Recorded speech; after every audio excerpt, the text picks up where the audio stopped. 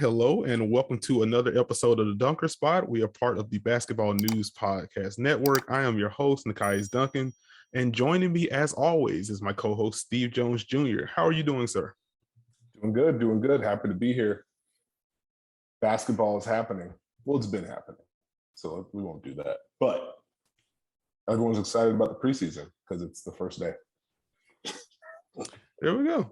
We got a full slate of games. It's been hard to catch up on everything. I feel like I'm all over the place. Like, started with Sixers, Raptors, flowed into Heat, Hogs, tried to catch a little bit of the Timberwolves game. I have no idea what's going on with Boston and Orlando yet. That's going to be a Tuesday morning thing for me, I guess.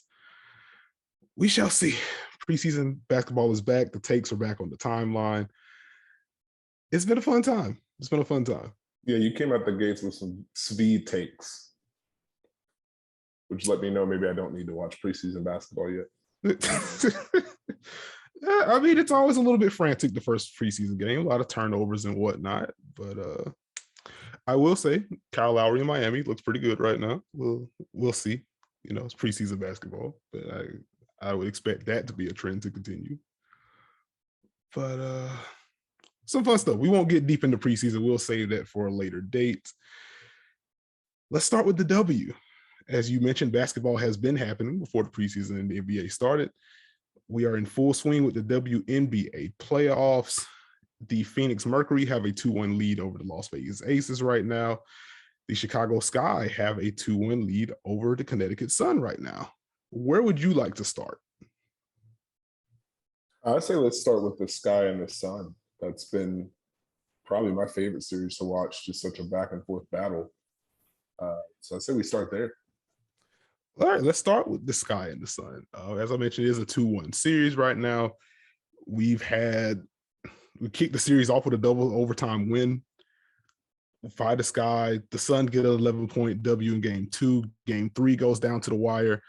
We get a Courtney Lee impression from Brianne January to close out that game. Hey, we are not gonna slander Arizona State Sun Devil legend Brianne January. Why did she go reverse? The people need to know. I got nothing for you. That's all of it. Like, what should have been at the very least a go-ahead layup, if not the game winner, turns into a reverse that flies off the backboard. An uncontested reverse for that at that point.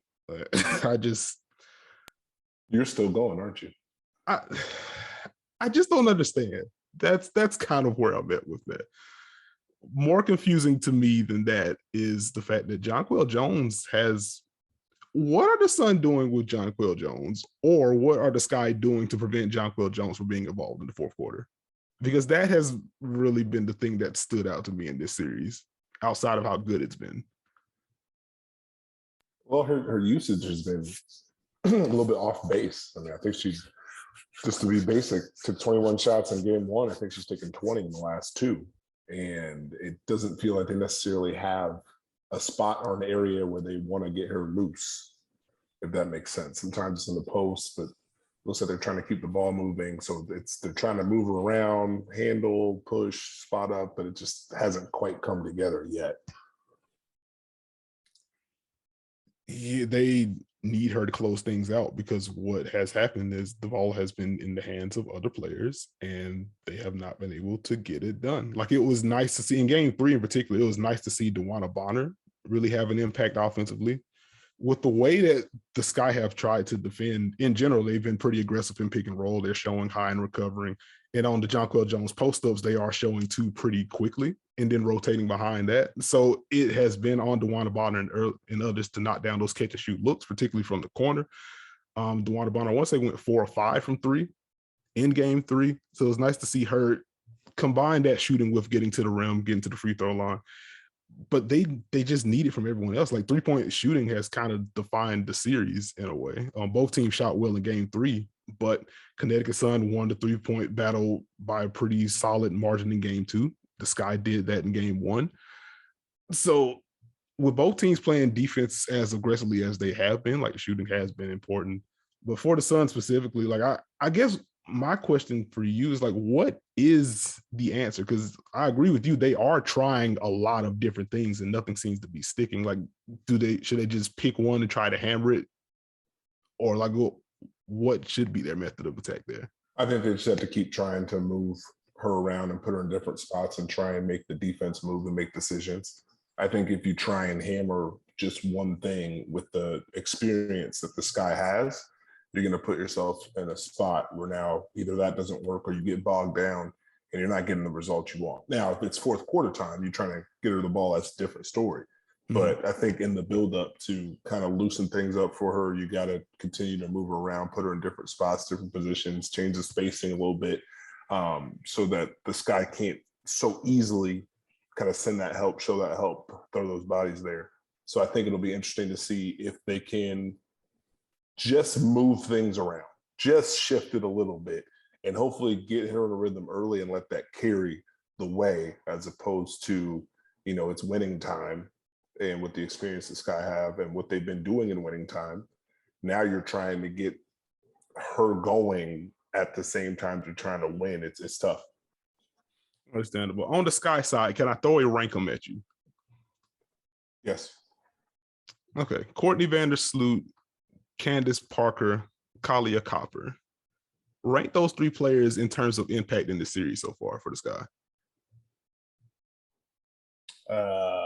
Vandersloot 1, Copper 2, Candace 3. Okay. I was kind of torn between Copper and Vandersloot for 1. I agree Candace is 3, and Candace has played well in the series, particularly defensively. So that's not a slight to her. But I was kind of torn between those two because what Courtney Vandersloot has done as a table setter, the obvious one is the triple-double that she had, which was the second in WNBA history. But beyond that, she's just been doing a very good job of dictating pace, which has been huge for the Sky. And again, just making timely reads in pick and roll, outside of pick and roll. She's been able to mix in when she's setting the table and when she's getting to the basket herself, or sprinkling in pull-up jumpers just to kind of loosen up the defense in that way. And Kalia Copper has lived at the rim in this series. Like, it does not seem like the Sun have an answer for her, which is odd because the Sun were not just great defensively, they were historically good defensively. 4 players made an all-defensive team, which we can quibble about that if we want to. But at any rate, the defense was very good. So to see Kalia Copper living at the rim the way that she has, and also sprinkling in catch and shoot looks when they've left her open, like, it doesn't seem like I'm not sure what you do with her. And if she's the one kind of driving things, we already expect Courtney Vandersloot, Allie quickly knock down threes, Candace Parker to kind of fill the gaps and take over when necessary. If Kalia Copper is the one that's killing you, you're in a tough spot if you're the Sun. Yeah. And it kind of reminds me a little bit esque of like Siakam's run in Toronto at first, where now all of a sudden you have this as a problem and you still have to deal with everything else. And none of this is a slight to Candace Parker, by the way. I think she's been incredible this series and has really helped this team elevate. But Vandersloot, like the way that she is playing basketball right now, reading the defense consistently, making the right plays, coming off pick and roll with her own pace, and just carving them up. You want to stay back? I'm going to shoot it. I can turn the corner and get by you. I'm reading the floor, seeing where the help is, kicking it out. And they haven't had an answer to slow her down, which is really giving the Sky just that base that they can rely on.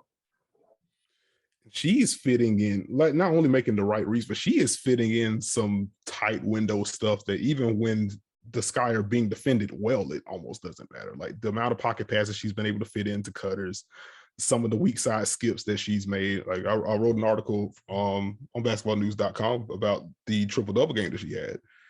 And just going through the film and some of the throws, I came away with at least half her assists like, okay, I don't know what the Sun could have done differently on this possession.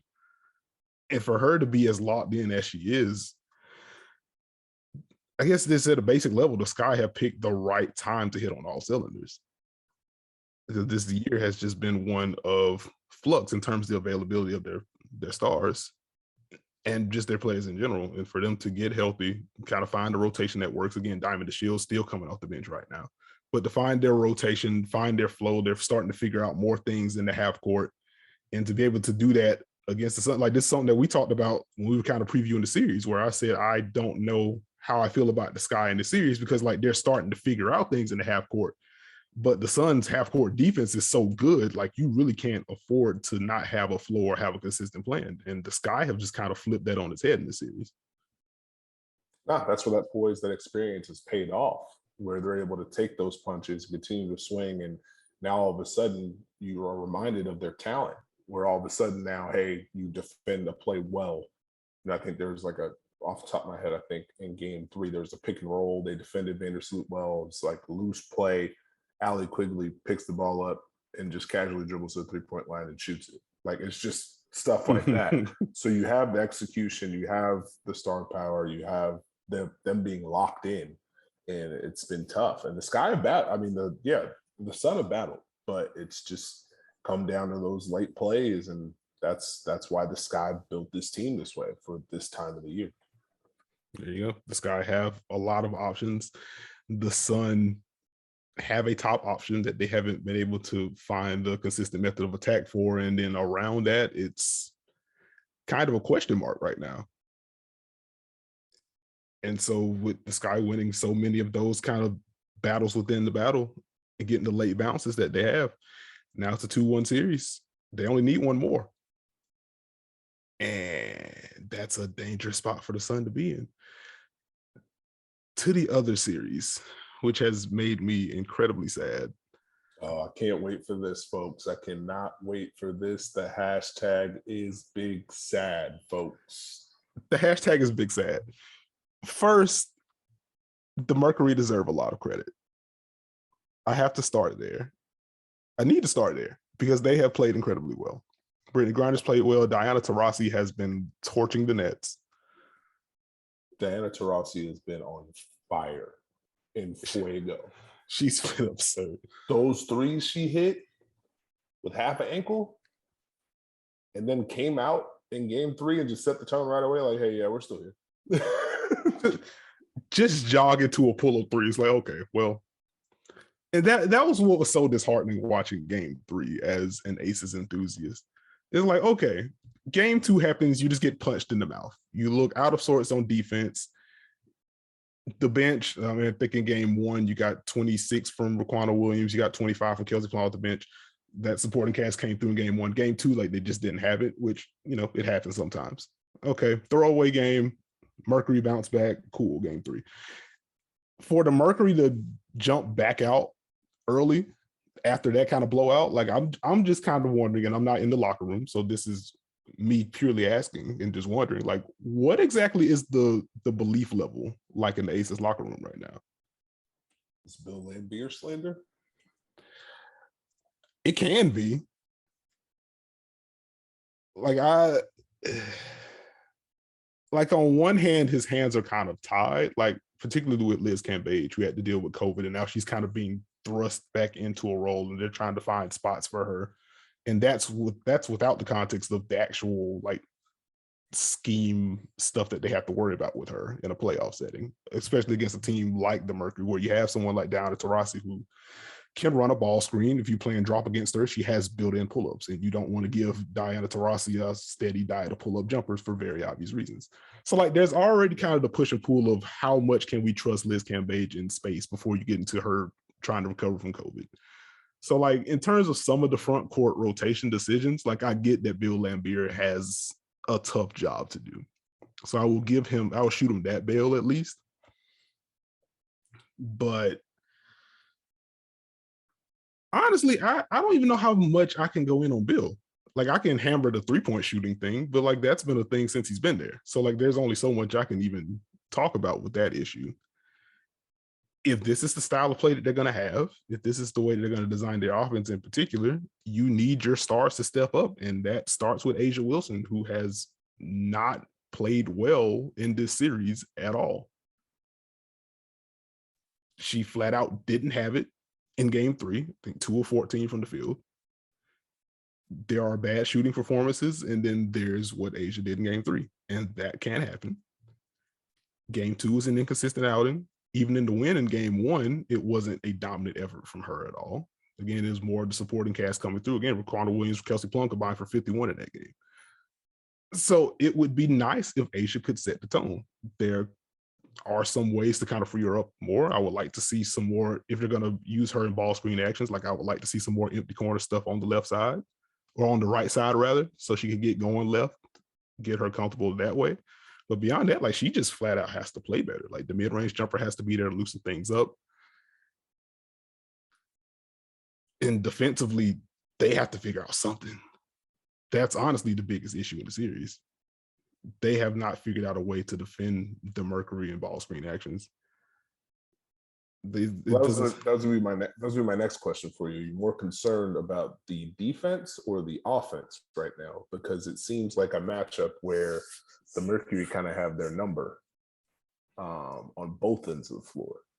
And for the Aces who have that kind of defense, they usually need that to carry them through some of the offensive struggles at times and control the pace. But when you're not scoring and you're struggling defensively, that's a lot of ground for them to make up.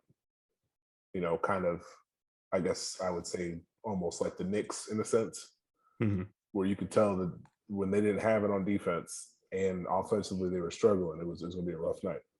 Do you think this is more of this is just the matchup that they can't handle?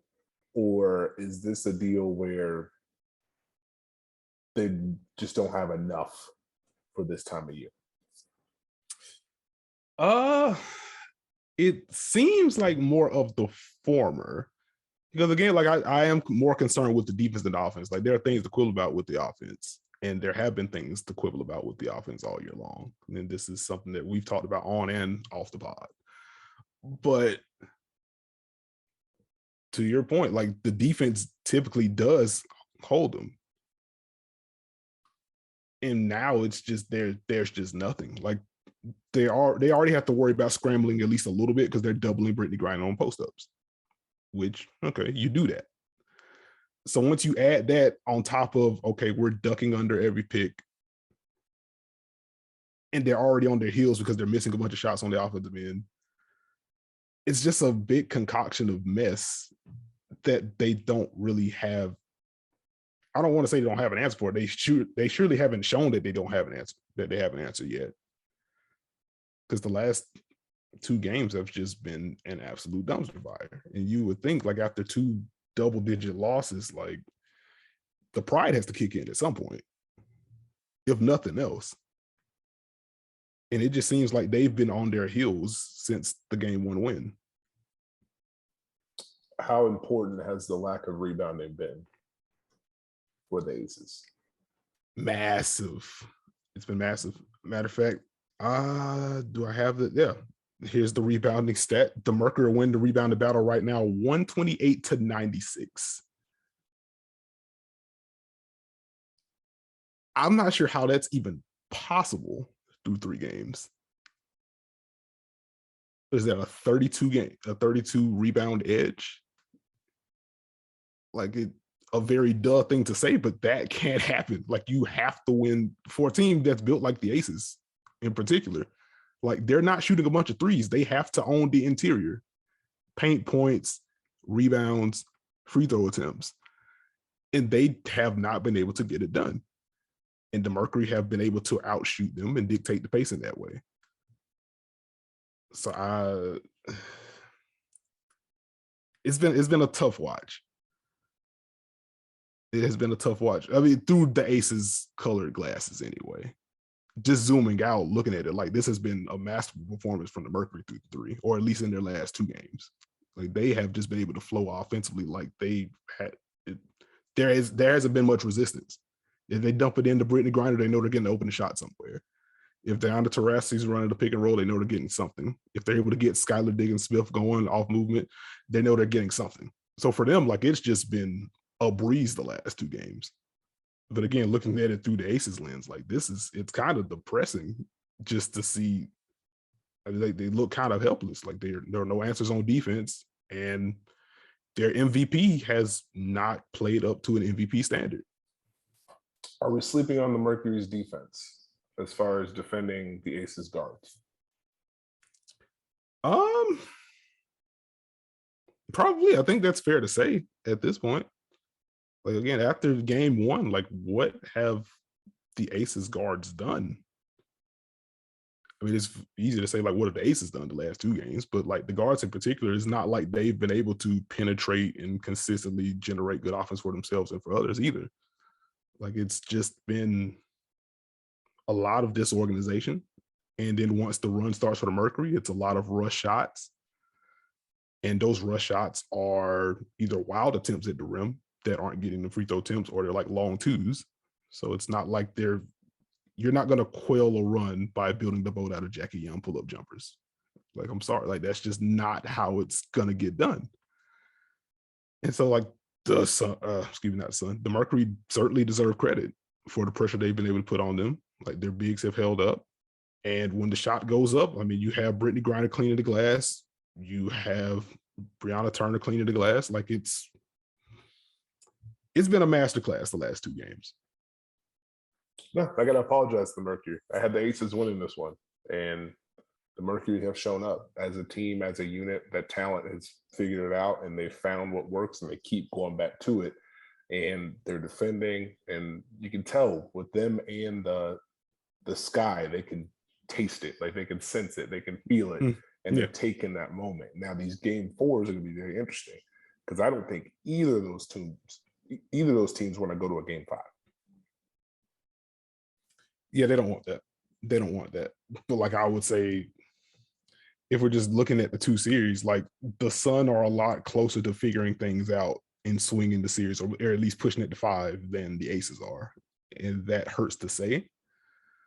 But, like, this, because we're making the crossing NBA reference, like, the last two games have felt like, it reminds me of how I felt when I was watching the 14 finals, where San Antonio just came out and said, no, we're not doing this. Weren't you like 10? I don't know if I like this bit. Do I need to? I have to check my own age. I don't think this is how the age bit is supposed to work on the pod. But yeah, I just remember watching the Spurs just like, okay, this is what you're doing defensively. We have the answers. We're going to swing the ball. We're going to get open shots virtually every time down. And you're not going to be able to do anything about it. And if we're making you take the ball out of the basket, we know who you want to run your offense through. We know what your pet actions are. We're going to shut those down too. And then we're going to run in transition. And then you're going to pull the ball back out of the basket. And the pressure's going to mount. And you're going to get frustrated. It's like Kawhi defending LeBron in that series. It's Dwayne Wade having the inconsistency. Like, I don't even want to go back down that road all the way. But at any rate, it has not been fun watching the Aces be dismantled the way they've been the last couple of games. Be careful, man, else they're not going to let you back in Las Vegas. I just want better for them. Like, at the very least, I would like for them to figure it out just so we can have a better series than this. Like, the Mercury winning the series coming in, like, I picked the Aces beforehand, and I said I picked Aces in 5 on the series. I've been more wrong about the other series than this one so far. Like, I picked Aces in 5, and I said Sun in 4, and that's clearly not happening on that side. So, like, the Mercury winning the series wouldn't have even been a shock to me. Them winning the series like this is where I'm just like, okay, the Mercury are playing well, but what's wrong with the Aces too is kind of where I'm at. And I think that starts with the defense. And if they can't get that together, and they also can't scheme Asia some looks a little bit better, and Asia just flat out isn't better, it just might be over. All right, I was going to ask more likely to go to game 5, but I think I have my answer from you. Yeah. We're good. Yeah. Okay. Well, let's move on to the Northwest Division. We're going east-west, it looks like. We kick things off with the season series previews with the Atlantic Division on the last pod. We're going to the Northwest Division. For this one, we're going to kick things off with the Denver Nuggets. They won 47 games last year, which was 3rd in the West. They were 6th in offense, 11th in defense, 6th in net rating. Paul Millsap is in Brooklyn. JaVale McGee is gone. Jeff Green is in Denver now. Interested to see him fill in that backup big role that Millsap, that void that he left there. My question for you when it comes to Denver, my first question, there's an obvious one, and we'll get into that shortly, but one question that came to mind as I was thinking about things tonight, what is there a next step for Nikola Jokic? Like, is it just refinement for him at this point, or is there an area of his game that he can add to? Well, I guess it would define on what next step is, because he's pretty incredible. So I don't want to say there's nothing he could improve on, right? But at the same time, I don't even know what it would be on just right off the top of my head. I think most people would probably point to defense, and I think he just is who he is, and he has gotten to a place where this is what I do, and this is how I can do it. You would love for him to be able to be better in a drop, so they could at least throw a couple things out there, especially come playoff season. But he is who he is, and they've built that defense around that. Offensively, we know he can pass, we know he can score, we know he can shoot. I don't know. I don't know. It's very quick. And like, this is, I don't have a firm answer either. Like, I was literally just thinking, like, okay, he just won MVP. Like, he's a 3-level scorer, one of the best passers we've ever seen. Like, is there something that he can add, or is there an emphasis you like to see? Like, the only things I could really think of, like maybe a slight bump in the 3-point rate, at least during the regular season, just to kind of conserve some of the energy that he uses up, like banging in the block and whatnot. Well, the problem is he's the engine. So it's like you can space him, but what are you spacing him for? You know what I mean? Like that's going to be slanderous no matter who I put in this pick and roll action. But let's hear it. No. I mean, do you want him popping completely? Do you want him rolling? Like, it's just kind of one of those things where I think naturally it doesn't happen as much as it could. And with the current setup with Jamal Murray out, I don't know if you can, I don't want to say let the defense off the hook, but not use the pressure that he can generate. Like, I wonder, like, I do wonder, I would assume that Monty Morris is going to actually, there's a minor question for you. Who starts at point guard for Denver while Jamal Murray's out? Like, Monty Morris is the best point guard that they have, but we just saw Facu Campazzo play very important minutes for this team. Like, do you make him the spot starter and continue to bring Monty Morris off the bench and, he gets more minutes or closes out games, or do you swap that? I think you give Monty the starting role.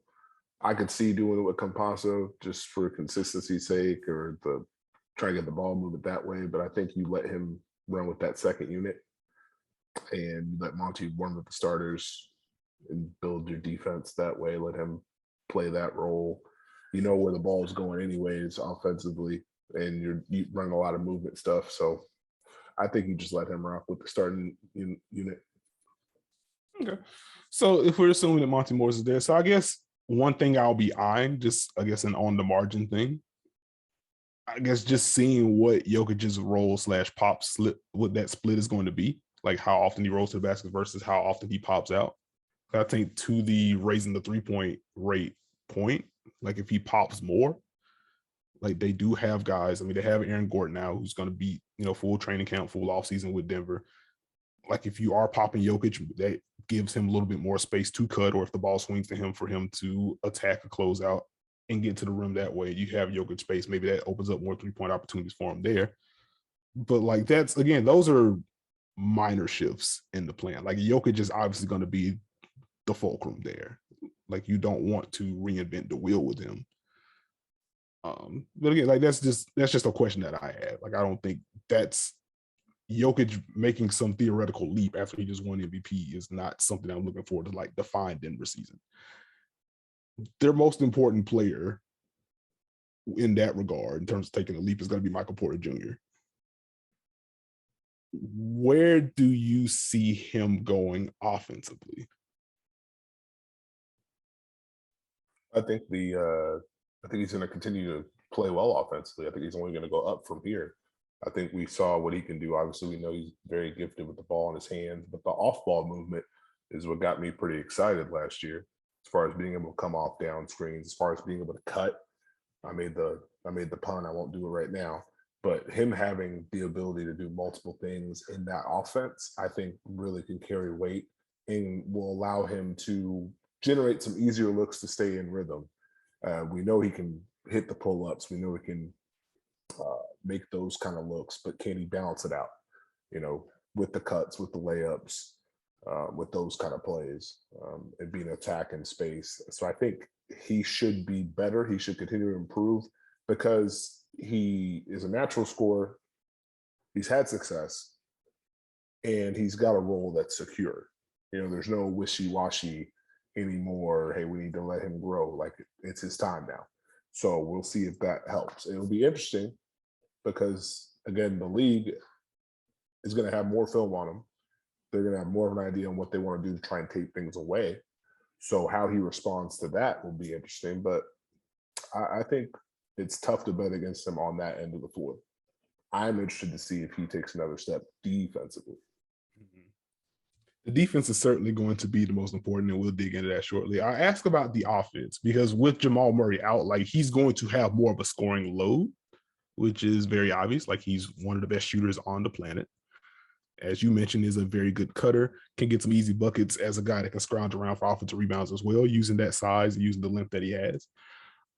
Like I'm curious to see what the on-ball development is going to be for him. Just pulled up his synergy page. Including passes, logged 54 pick and roll possessions last year, which is for a guy that scores the way he does, is incredibly low volume. And so I wonder, just to kind of spell Jokic a little bit, whether he's on the floor or not, like I wonder if they do shift some of his offensive responsibility there. Because a lot of his offense right now is off ball. He's finding cuts, he's coming off of down screens and just shooting over the top of people, which that's all he has to do with that kind of size and that kind of release point. He doesn't need a lot of dribbles. He doesn't need to break people down in isolation. But I do think it would be nice to see him develop that, just so if for no other reason than for Denver to kind of have that counter once you get into the postseason. Like, you know, Jokic is going to be your top dog. You know, Jamal Murray is going to handle a lot of pick and rolls. It would be nice to have Michael Porter Jr. where, like, okay, Murray's off the floor or Murray doesn't have it or Jokic doesn't have it. You're going to say, all right, here, MPJ, here's the ball. Create something for us. And so I want to see what those reps look like. Because he shot incredibly well out of pick and roll, but just the volume's low. It's very jumper heavy. They So I just want, they look like a bunch of pull-up jumpers. yes. No, you bring up an interesting point when it comes to him in pick and roll. I think personally, right now, he's a handoff guy. I think that's where the majority of his on-ball reps are going to come from, especially with the way Denver runs their offense. So I think he's going to be a handoff, read the defense, make a play, get to a shot type guy. Pick and roll wise, it's an interesting.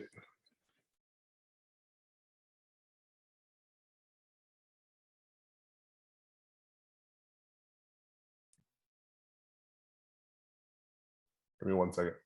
Okay.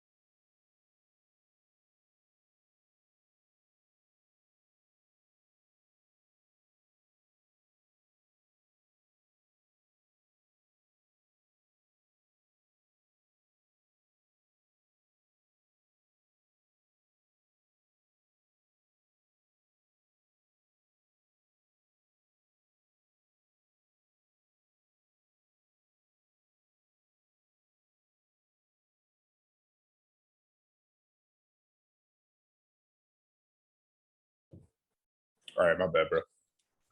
Hello, hello. Everything all right? Got FaceTime. Oh, Kiddos wanting to say goodnight, so we knocked that out the park. okay. Let me tell you, buddy, the adulting thing. Whew, Seems less than fun. you have to have a strength that doesn't make any sense when you say it out loud. But your kids will give you that. I promise you. All right, what were we talking about? Michael Porter Jr.?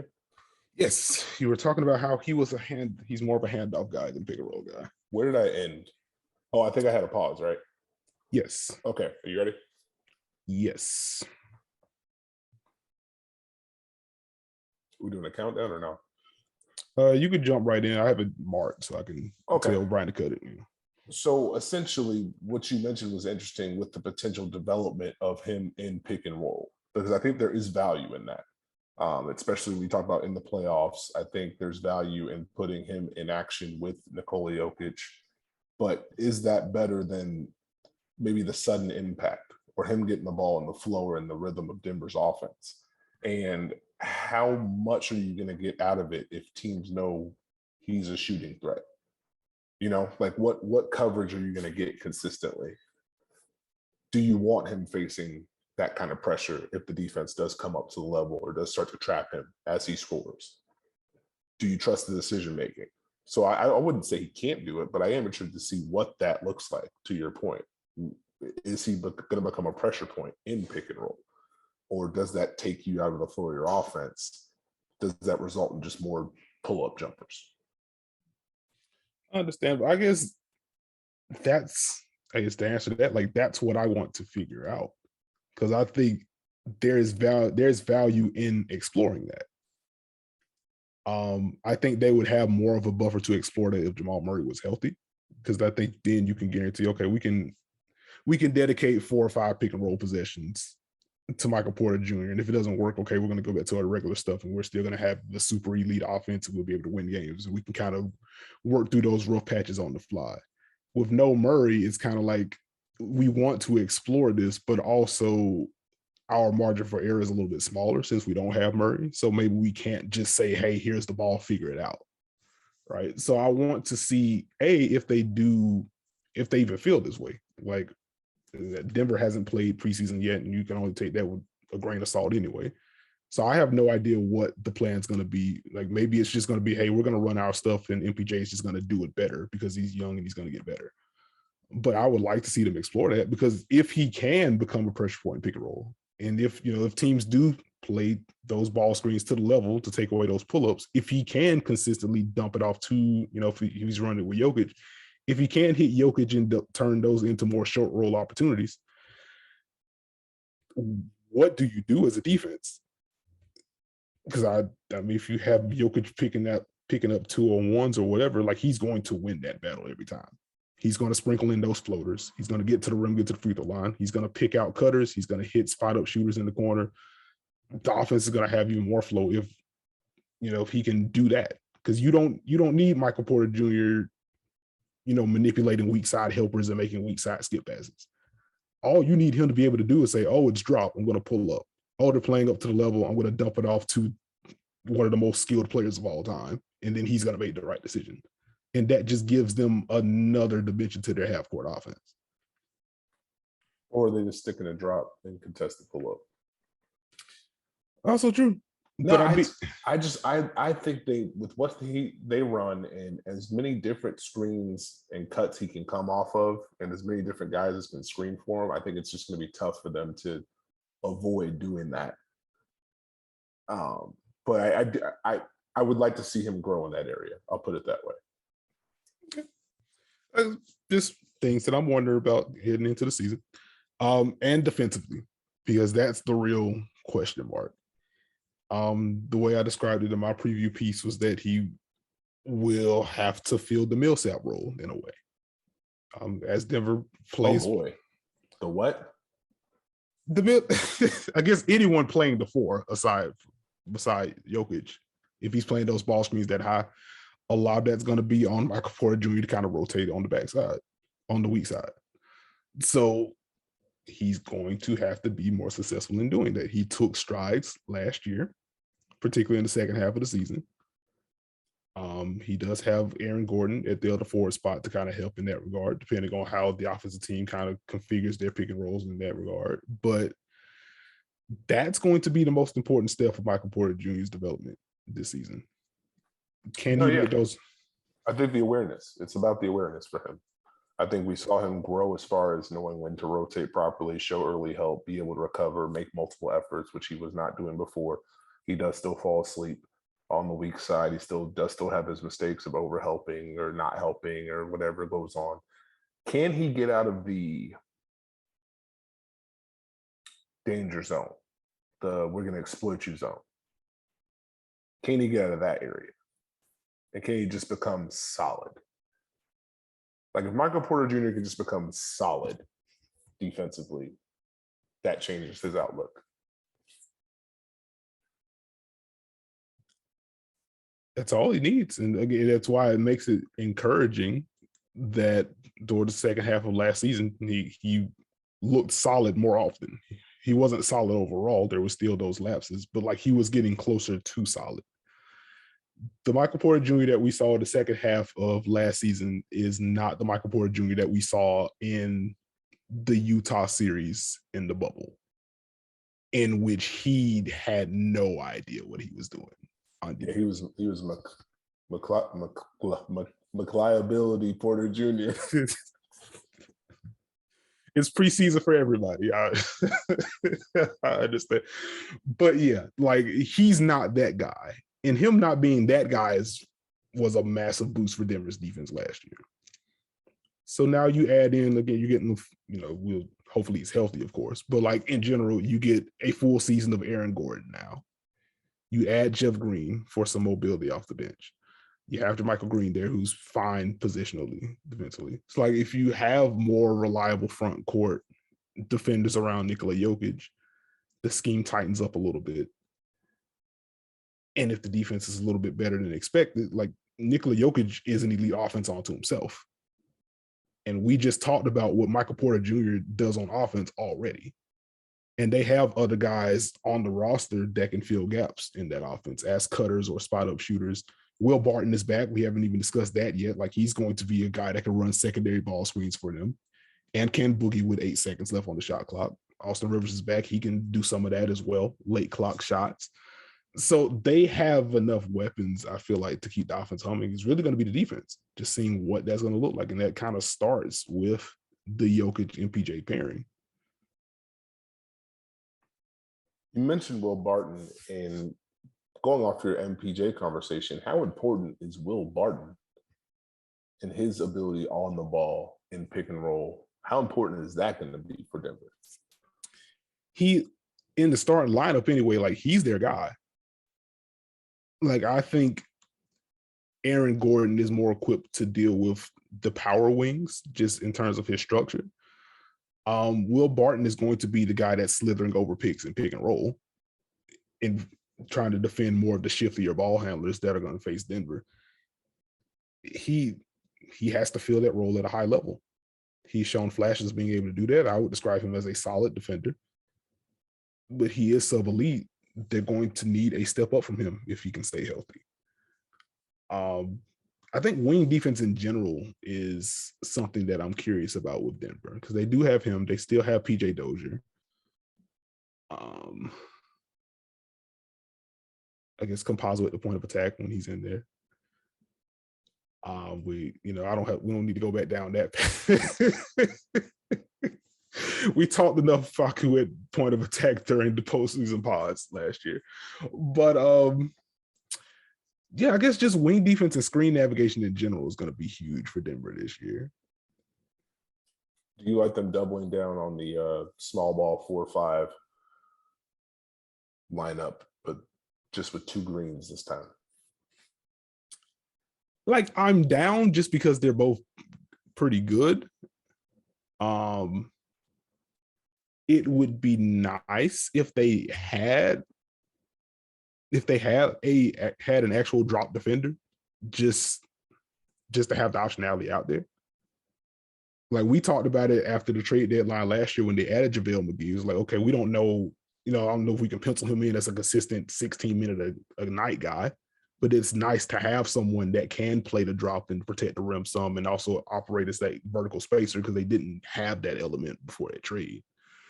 So I look at the roster and it's like, okay, it would be cool if they had the option. Like even if the Greens are going to be your primary bench duo in the front court, it'd be nice to say, okay, well, we're facing Utah on a random Tuesday.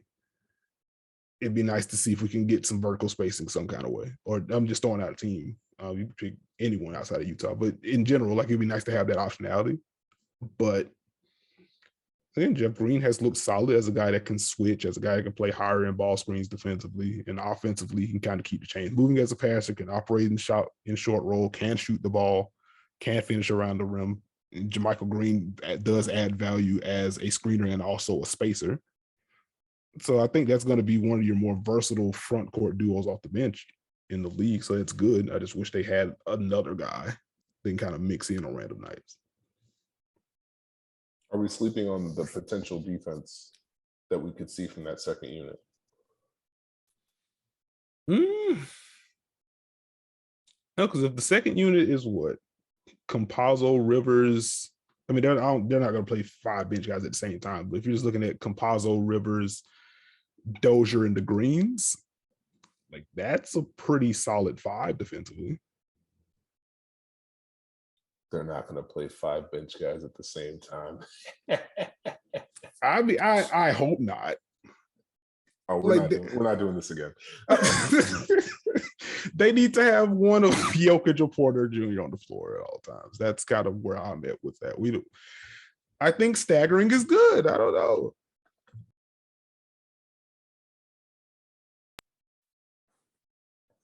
Am I going to get booed off the pod? No booing.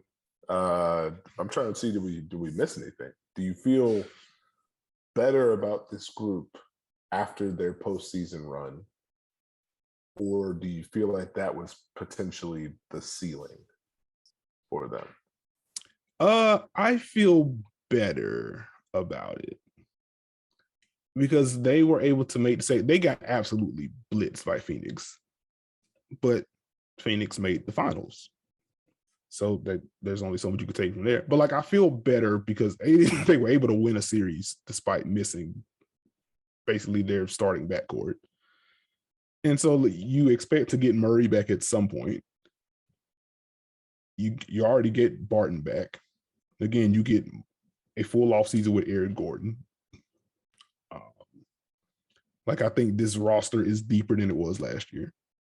So when they do have the full assortment of talent, like they're as scary as any team in the West once the playoffs roll around. It's kind of my feeling on Denver right now. Wow. High praise for the Nuggets. High praise for the Nuggets, indeed. They are really, really, really good when healthy. Actually, one quick Nuggets question before we move. So we've kind of touched around Aaron Gordon as a subject. Like, do you see any kind of shift in role for him offensively while Murray's out? Shift as far as which part? Like him getting the ball more in his hands? I think that's the toughest part for him because we saw how great he was when Jamal Murray was there. Mm-hmm. And now I love the Aaron Gordon move because he's kind of a jack of all trades. He fits in with what Denver needs. He fits into that offense. He can do multiple things. But if you now start to force feed him the ball, you're kind of taking away from some of that magic he brings to the table. If it's just going to be Aaron Gordon post-ups, that's not to say he can't score in that area, but you're not getting the same versatility. You're not putting the same kind of pressure on defenses that you could if he's cutting from the weak side or coming off screens, that kind of deal.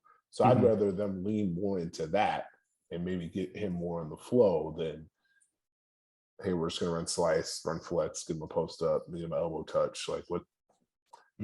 There's value in opening things up for him within the flow of the offense rather than saying Jamal Murray's out, Aaron Gordon, you have to do X, Y, and Z. Let's not put him in a box. That's why he works for y'all.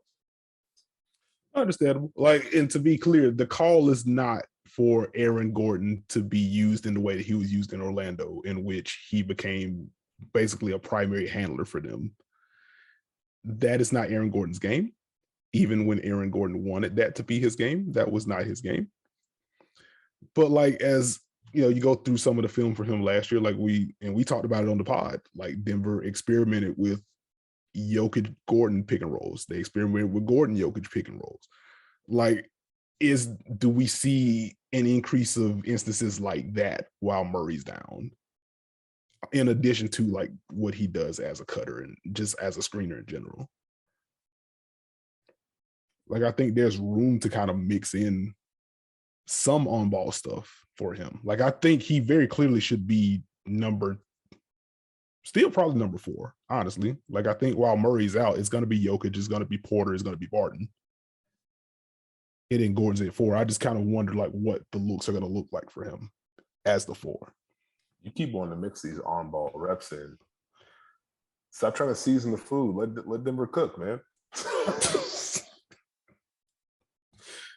If it ain't broke, don't fix it. I understand. I think we've touched quite a bit on Denver. So we can move down to your favorite team in the division, the Minnesota Timberwolves. I know you are. We're going Timberwolves second in the division preview. I'm just going in alphabetical order. Like, that's just kind of.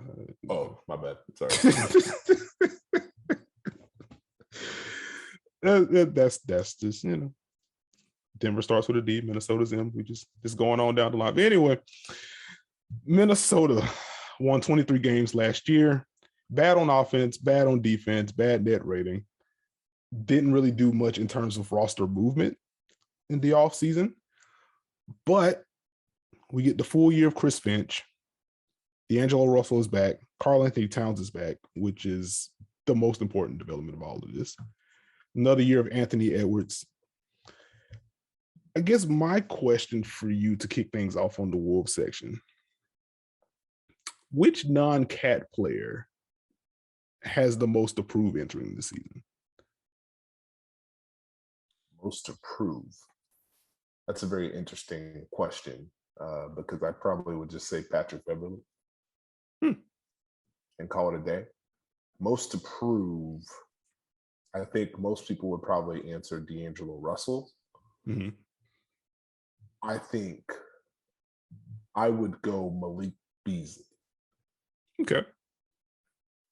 So you had this success, you got paid. What are you gonna do now? What's your next leap? What's your next step? Can you now be a part of this? Because if he gets right in a sense on court, that team looks a little bit different. You know, you have D'Angelo, you have Anthony Edwards, you have Karl-Anthony Towns, you have McDaniels. Now you have another guy who you can use in different ways. So I guess he would be my pick in that way. You know, unless you want me to go to like Jake Layman or something like that.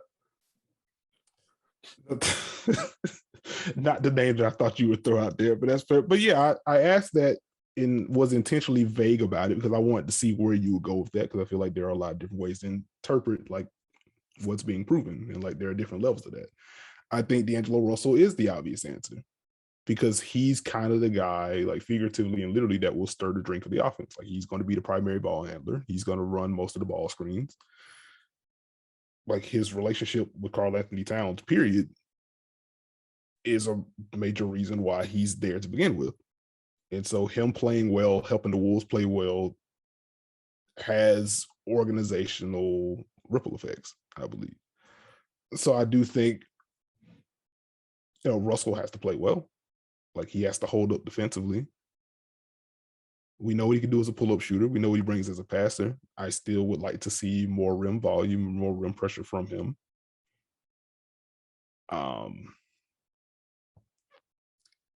It'd be nice to see him put it together. I mean, you know what my feelings are if he can't. We've discussed this on the pod before. Loud. They were loud.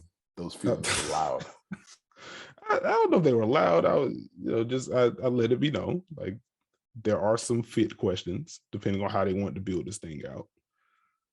I think the fit question, at least defensively, are a little bit mitigated now if the Wolves are actually committed to starting Vanderbilt and McDaniels together, just because there's so much length on the wing now. Chris Finch seems like he wants to play pick and rolls a little bit more aggressively this year. That's the early report coming out of camp. Some of the clips that I've seen on the timeline, I have to watch that full game tomorrow. But some of the clips I've seen on the timeline, like Karl-Anthony Towns is playing. We've seen some clips of him at the level. We've seen him in drop playing a little bit higher than he did last year, which is a positive. Karl-Anthony Towns in a deep drop is just not it. And I think we have plenty of evidence that it's not it. So it's nice to see that change defensively. And so we'll see where that goes. Beyond that, like, I'm also interested in, I guess, either of the wingy types with questionable jumpers for the Wolves, like Josh Okogie and Jared Vanderbilt, who's more forward than wing. But if either one of those guys can become somewhat reliable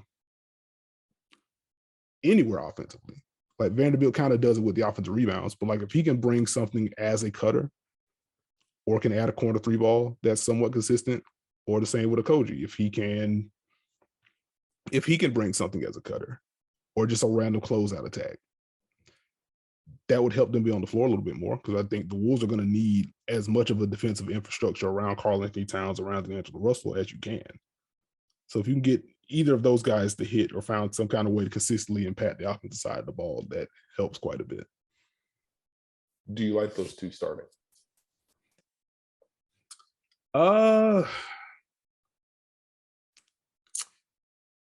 Like for me, especially if it's going to be Russell and Edwards in the backcourt, like for me, I think you just maximize the length. Like I go McDaniels and Vanderbilt. I get the case for starting Okogie because I do think he's their best on-ball defender. But I also feel like the size downgrade from Vanderbilt to Okogie hurts a little bit. And if they're both non-shooters right now, I would at least want to get the size / rebounding bump that you get from Vanderbilt than I would with Okogie, who brings the on-ball defense, but then it's just kind of like, what else does he bring at that point?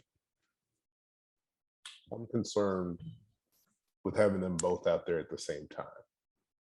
It seems like Minnesota wants to kind of play like a 3-4 hybrid type deal where, hey, we can play either one. Do those guys get in the way of your quote unquote big three? Can you build something that organically will open things up, or are you giving the defense two outlets? That would be my initial concern. Yeah, as far as Okogie and Vanderbilt out there together? Yeah. Now, I want to watch what they did, but that would be just my gut concern there. Okay. Can they put enough of a lineup together? Okay. Yeah, I'm very much one or the other, and I think you go Vanderbilt over Okogie and start lineup. But like as far as playing them together, I'm not a fan of that either. Like I think the case to be made is that, again, like, you know what Vanderbilt can bring just kind of as a rotation guy, and Okogie is really good on ball. So it's more of a defensive move there. And offensively, Vanderbilt is a pretty good cutter right now. So if the case is that you're inverting the offense with Cat above the break and doing that more, and we saw signs of that after the Finch hiring, then you kind of generate space that way. And so it isn't as bad, and you utilize more of Cat's, I mean, just the shooting because you're playing him above the break, but also just the passing ability that he has. But I feel like that's trying too hard at a certain point, though. Like I prefer for them to pick one and have McDaniels in the other spot, because at least McDaniels can shoot. Definitely shoots better than both of those guys at the very least. So like that's where I would go with that. Is Taurean Prince the answer? I do not think Taurean Prince is the answer. He definitely gives them the boost in shooting in the front court. They're going to go that route. But it's just the everything else with him that would be a little bit concerning, especially if you're looking at the starting lineup. As far as lineups are concerned, where do you see? How often do we see Patrick Beverly and D'Angelo Russell together? Because I feel like there are a lot of different configurations the Wolves can go with their starting lineup. Honestly, I don't think they would to start just because they need him off the bench, unless they remember Jordan McLaughlin can play. But I don't think we'll see it that much unless it's like a prime matchup. But then you've got a Koji there for kind of that reason. So it's like, I don't know. yeah, I'm just because Pat Bev, like he's taken a slip over the last couple of years, but like he's still a good point of attack defender, and he is a guy that can knock down spot up shots. Like he's warranting at least soft closeouts now. Like he's proven that he can shoot at this stage. So I've had a lot of fun thinking about the Wolves and just the different things they can do with their lineups. Oh my goodness. What do you? I would just say like their top their top 7 in the rotation, I guess. It's just I'm just saying they have a lot of different ways to get funky. Like Cat is penciled in, Anthony Edwards is penciled in, D'Angelo Russell is penciled in. And so like around that, I'm just like, okay, you could go Pat Bell for the point of attack defense, you can go Vanderbilt. You can go Pat Bev and Jaden McDaniels if you want to do that. You can go McDaniels and Vanderbilt around those two. If you want to go all offense, I mean, you could theoretically start Russell, Beasley, Edwards, and then one of the forwards and Cat if you want to. I wouldn't recommend doing that, but like there's a case to be made to do it. So I'm just the Wolves really intrigue me this year. I'm sure they do. They have all your favorite players and like 19 of the same guy. So I'm not surprised that this is one of your fave teams.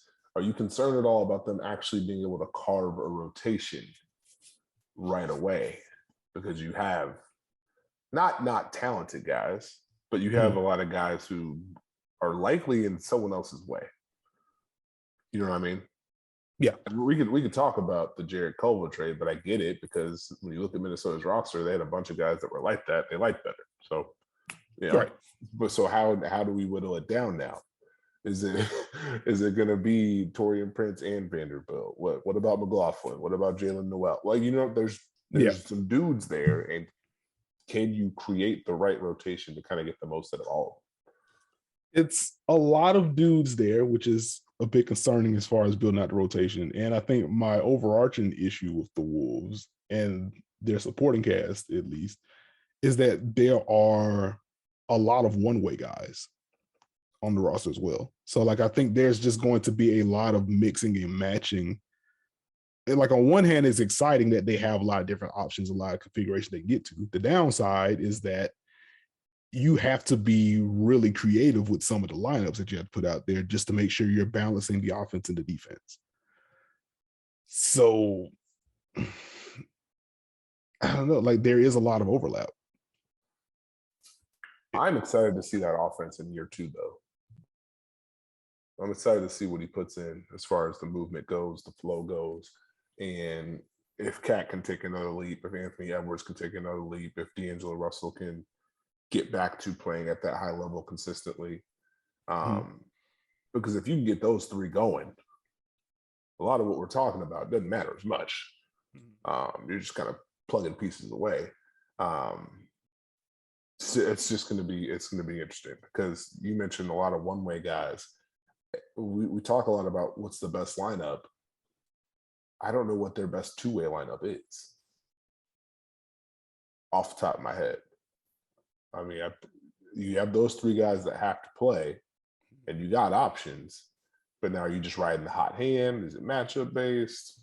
It'll get interesting. So I'm intrigued to see what Minnesota can accomplish.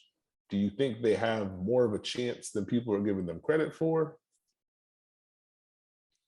Like I think they're high. I can't see Minnesota actually making it as like the 7th or 8th seed. I think there's enough talent there, especially if Cat is healthier and takes a mini leap in a way. I think there's enough there that they can make the play in and just get in at 9 or 10. I don't see them making the actual playoffs. Like I think there's just too much to figure out. There's some roster balancing that still needs to be done. To your point, and I'll flip an Anthony Edwards question to you now. one, if Anthony Edwards takes a big step in year 2, which he could, or even if he just kind of continues what we saw post All-Star break, then that alleviates a lot of concerns on the roster because he might just be good enough to alleviate some of those concerns. But to that point, like, what is the next step for Anthony Edwards? Is it, well, I'll just leave it open-ended. What is the next step for Anthony Edwards for you? Just more consistency and being able to not just score on ball, but continue to develop as he gets in the flow, with more handoffs, more pick and roll, mixing and matching, and being more dangerous in the half court. I love what he can do in transition. I love the force that he drives with. But now can you operate that in tighter windows? With a lot of handoff stuff, a lot of cutting action, can you now turn that and flip that to where you can make a quick decision, the defense has to think, and you're either scoring or playmaking, which I think he does a good job of. But I think it's just, can he take that next step consistently and take the right shots at the right times, not force the issue, and adjust to teams defending him with more intensity and adjust to them being ready for those drives this year. He's going to have to add some more pitches, if that makes sense. It does. It does. As I was thinking about Anthony Edwards, just trying to narrow it down, I came down to the shooting, which I think is going to be important. Like, that was a question mark for him coming into the league, and just general decision making. And I lean more towards the decision making as I think more about it. Because as you mentioned, he does drive with a lot of force. But one of the frustrating things about watching Anthony Edwards, particularly in the first half of the year, is that you would see him drive with this force, and then it's like 4 straight pull-up jumpers for him. And it's just like, okay, why are you letting these dudes off the hook? Like, they're ducking under the picks for a reason. And you're also built like a linebacker, like, chew up that space and get to the rim. And so one of the encouraging things, like watching the second half of the season, like, yes, he did shoot better on pull-ups and he did knock down more threes. But the big thing for me was like, hey, this dude's free throw rate has skyrocketed in the second half of the season. Like, it seems like he's starting to figure out, hey, wait, it kind of doesn't matter what coverage they're playing against me because I can just get to the rim anyway. And if I get enough of a launching pad, I'm dunking on you or dunking over you. And so now I can complement that with me feeling better about the jumper, if that makes sense. So, like, I want to see if he has more balance with the drive, I guess the drive and pull-up ratio. Because having that pull-up jumper is going to be important for his development in the half court. But he leaned on it a lot in the first half. I don't know if it was him trying to just get those reps or if it was just trying to prove to, I guess, the general world, like, hey, I can shoot, watch this. Because that was also a thing that kind of showed up in his college tape. Like, he took a lot of pull-up jumpers. So I want to see what that balance looks like. And I think the passing reads will kind of flow from there. Like, he's not a natural playmaker, but I think as he gets to the rim more, just by virtue of the athleticism that he has and the force that he drives with, he's going to force rotations, I feel like. And we saw some of that in the second half of the year. And so as he gets more of those windows opening up for him, like, I think he'll be able to make basic reads from there and kind of keep the chain moving.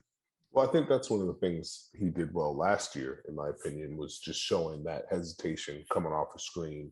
You're in a drop, I'm going to drive and engage you, and now I'm going to get past you, and I'm going to finish through you, those kind of plays.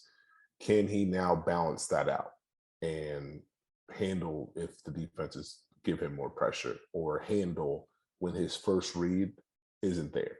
Because one thing he does do, while he has had those good plays of making the right reads, he will predetermine his move and go too fast or go too quick or try and force something to happen, which is natural for a young player. But I want to see him kind of take that step and just let it come a little bit. Make the reads, get off of it, keep playing. But I think the reads are just so important because if you can balance that scoring with the playmaking and make those plays consistently, now you've got a whole other set of things you can run and a whole other two-man game that's going to be tough. Agreed. One quick Anthony Edwards question, and I can move unless you have something else on the Wolves. Boy, you are just pounding the Wolves content out of me today. Oh, I had to do it to you.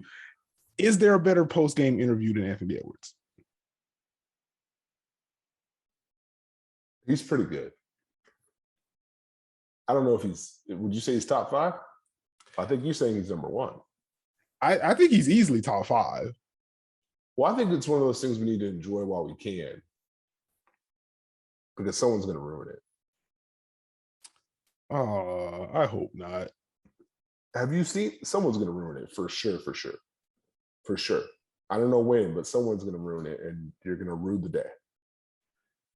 I hope not, man. He's such a fun dude. Because like you see some of the clips that go viral with him where he's just being Anthony Edwards and he's hilarious. But like he does answer basketball questions of too. So like I do like that there's the balance of that you can get some good stuff from him in that regard, and then also his personality just shines through everything. Like listening to him and also listening, LaMelo's another one to where you can actually talk some basketball with him when he feels like it. But there's just so much personality there. Like these are some fun young dudes. So I really do hope he's able to keep that joy. I hope no fellow media member ruins the fun that Anthony Edwards comes with. Y'all gonna do it. I'm calling it. Bold prediction. Oh Jesus, let's not. OKC, 14th in the West last year, last in offense, 24th in defense, last in net rating. All right, man. You playing this. This isn't alphabetical. This is very much Minnesota starts with an M. Oklahoma City is the O.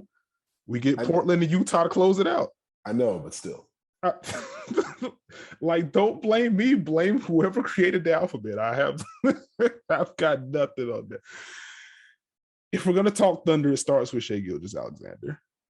What is the next step for him, in your opinion? The next step for Shai, that's an interesting question. And it's a tough question because he's on a team where he may not be able to show that next step because he's going to have to carry a lot of the weight. So, got me on that one. That was a good question. I can go with a... Go first. Well, first, I'll give you a more pointed question to kind of shape the Shai discussion. Do you believe in the pull-up jumper that he displayed last year? Because I think that shapes a lot of what people think his upside is, or just what his upside is in general, if the pull-up is real. Well, if the pull-up is real, it's different. We know what he can do driving the ball, but if he can make you pay in that type of fashion, it's going to be interesting and tough. The only issue is he's probably going to get so much focus from defenses that are we going to properly see the value of it? And can he consistently do that and hit those shots and be a guy who one dribble pull up if you go under, or you're in a drop, I'm just going to punish you over and over again. But will it matter if the weak side's always helping? You know? I don't know. See, I have such a tough time with a good player in a tough situation because obviously he's good. How much of it will matter? And if he takes another step, how much does it help? Yeah, in terms of the win total, like I don't think it's going to help much next season. Like the team is just too young for it to matter in that regard. I think for me, at least with Shai, like it starts with the pull up, and like he has to prove that the pull up is real. Because like he didn't just take a leap as a pull-up shooter last year. Like we probably have to make up another term for what he did as a pull-up shooter last year compared to what he did the year before. Like it was night and day what he did. And like teams still largely went under on screens against him. And he just buried them. Like he shot 40% from three last year. And that's with some pull-up attempts mixed in. Like a lot of those pull-ups were they're ducking under the screen, let me set up behind my screener and shoot. So it's technically off the dribble, but not off the dribble. But he did start to showcase some side steps, some pure step backs, some pull-ups with forward momentum. Like he started to show some of that shot diversity. And then he also added in the mid-range game, like he would get to the elbows and pull up pretty fluidly. And so like I'm curious to see Like he just has to prove that's real first and foremost. Because if that's real, like his upside as an initiator skyrockets for me. And I already like Shea quite a bit. Like we talked about him quite, or at least I did talk about him quite a bit during the initial like all-star episode, to where I'm just like, hey, this guy had a case to make the team. Like he was OKC sucked, but he was very good. You were way louder about it than that. I think you slandered Mike Conley's name because Shea didn't get the all-star consideration, if I recall correctly. I would have gave him the nod over Conley at least, but the truth will set you free. I'm just Mike Conley's very good. Like I think Mike Conley's a better player on balance, but like what Shea was doing, especially with the talent around him, was just anyway. That's a last season discussion. We can leave that alone. But it starts with the pull up from there. I think the largest area of growth for him is, well, specifically it's off-ball defense, but I think it's defense in general for Shea. Because despite his tools, he is not a good defender at all right now.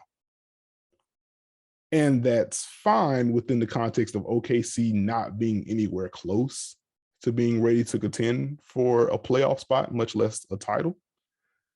And so like it can be, I don't want to say excused, but like it's at least understandable that there probably isn't harped on more in like national discussions about him.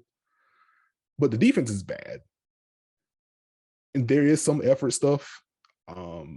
He does get lost quite a bit off ball, but like the screen navigation was poor last year. And the off ball lapses were pretty frequent. And so I guess the argument there is that, you know, if he's in a better situation, because we saw flashes of him being solid on that end when he was with the Clippers. So like the tools are there, he can do it. But I am kind of worried about him establishing some bad habits on that end, just because he has to carry so much of an offensive load. And also the team is just not very good. So I want to see what kind of steps he takes defensively this year. Do you think defensively it's going to be tough to gauge just because of their team? But yes, he does need to show a little bit more consistency, especially navigating screens and actions and not falling asleep. Back to the offense, do you think having Giddey near and around him helps? I do think it helps because I think he just needs someone else that can take some of that creation burden off of him. I want to see what the rim pressure from Giddey looks like, because I think the passing is very real. I do think teams may dare him to shoot a little bit, at least early on. And so maybe he gets similar coverages to what Shea's getting right now with a bunch of unders. And I want to see if he's still able to generate rim pressure from there. Because if he is, like Josh Giddey has just about every pass in the book already. Like if you do get him in a situation where someone's fighting over a screen and he's able to attack a drop, he can toss lobs, he can drop off, he can do the dump offs, he can give you pocket passes, he can make skips, live dribble skips at that. So like if he's able to still consistently generate those paint touches, like I think that takes some pressure off of Shea because he can't be the only one that does it. I like the pick. I wish we could have saw more of Giddey in Summer League. It was him and Cade in game one, and Giddey turned his ankle like 2 minutes in, and he was done. You were not Giddey that day. I'll allow it. But no, I was not Giddey at all. Like I was very excited to see him. And that did not last very long at all. Matter of fact, I think I want to say he got a dunk and pick and roll to kick things off. And then that was just the only highlight. And he got hurt shortly after, and they shut him down. And I'm just like, okay. Short YouTube clip. Very short YouTube clip indeed. Do we want to go? I could talk Teo Maledon. Do you want me to talk about Teo Maledon? You're just going to say be more aggressive. I do want him to be more aggressive, yes. I am intrigued. What young guys intrigue you for the Thunder in the non-Shea division? Darius Baisley always intrigues me. The force he's starting to play with offensively. Uh, Defensively, his activity, his length, his size. I want to see if he has another leap in him, and this is a good scenario for him to continue to develop. Lou Dort, I don't know if he qualifies as young, but I'm always going to salute Lou Dort. I mean, he's a young dude, yeah. Like Lou Dort. Oh, go ahead. I was going to say, are you intrigued at all by Trey Mann?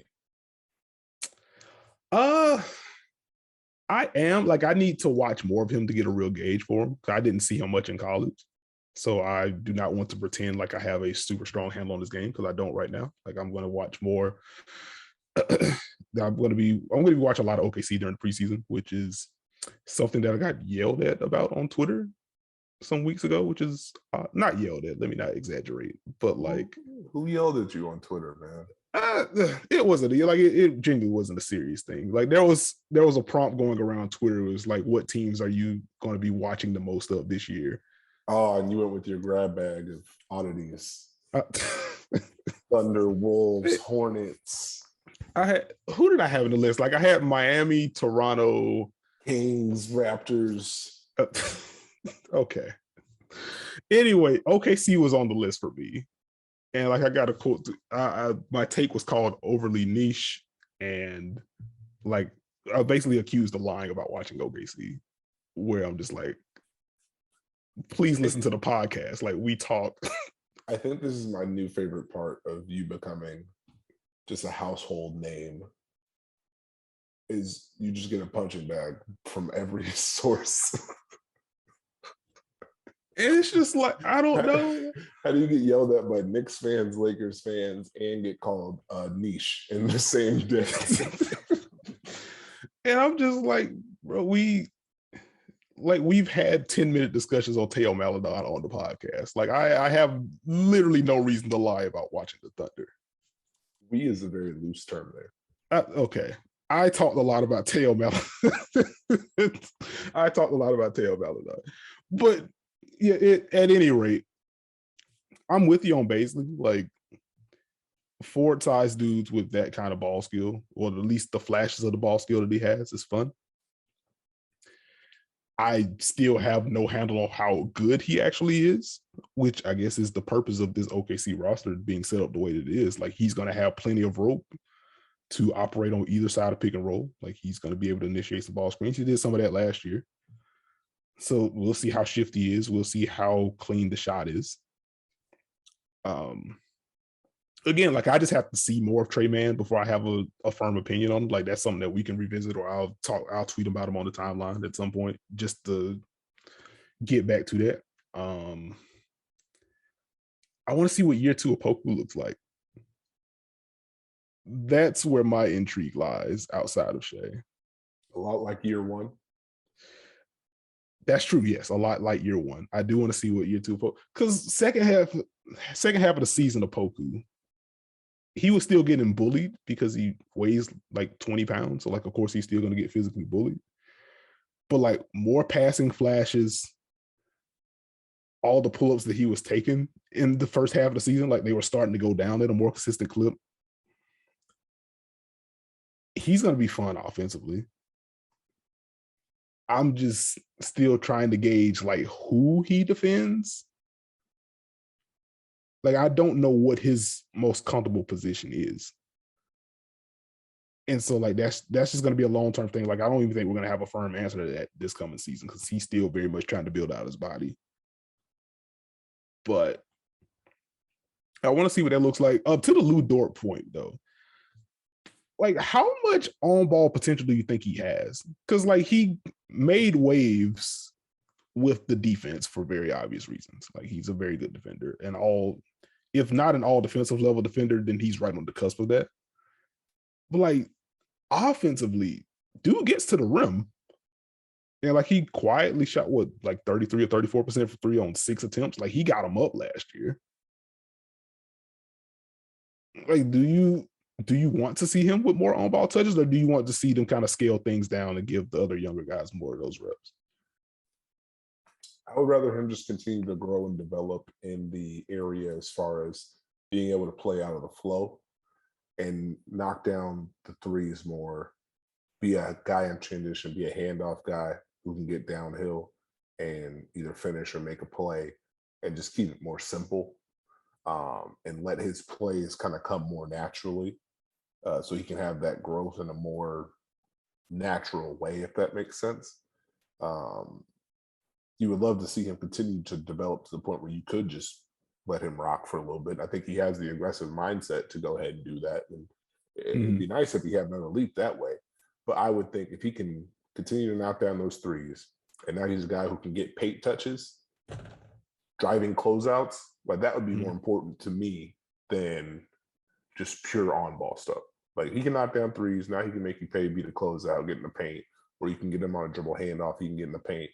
Just be aggressive that way. I think that there's value in that for him, not just for KC, but just his long-term career. If he can just fit that hole and make those plays consistently, man's gonna be around for a while. That is. Lou Dort had a 42-point game last year. He sure did. A 42-point game for Lou Dort in which he hit 7 threes and went 3 of 7 from the free throw line in the same game. Yeah, man. Remember I said it's Lou gets buckets, Dort, and you yelled at me? Yes, you said that quite frequently on the podcast. I'm still mad about it. Man was getting buckets. He does, in fact, get buckets. I guess. At any rate, this is one thing I wrote in my Northwest preview. Like, it's a bit concerning to me as the resident play all the young guys person. It is kind of odd that like Derek Favors is like the only real vet on the team. Oh, my next question was going to be: has he already been paid to not show up? Like, probably. No, like they need somebody. Like they need somebody on the interior specifically. Like I think this is I don't think Derek Favors finishes the year as a Thunder. I don't know if they're gonna flat out just say, hey, don't come like they did with Trevor Ariza. Because they need somebody that can rebound and kind of protect the rim at least a little bit. But like this is a good spot for him to audition. Like this is gonna be a ball screen heavy offense. Shea's gonna run it up, Josh Giddey's gonna run it up. If they do lean more into Lou Dort's doing stuff with the ball, like Derek Favors is going to set a lot of screens this year. So if he looks more mobile somehow, like maybe the full offseason helps, then this is a solid rehab opportunity for him to where he's dealt towards the deadline to a contender. Completely random point. Watching Golden State Portland preseason, and Andre Iguodala looks like he never left the Warriors. Like just visually. That tracks. I don't think he's aged. I don't think he's aged, period. So like this. Skincare routine. Yeah, there you go. He needs to share it. But I think that's most. I have more on OKC, but I am not going to do that to you on this podcast. So we can move to the Portland Trailblazers. I was trying to segue us.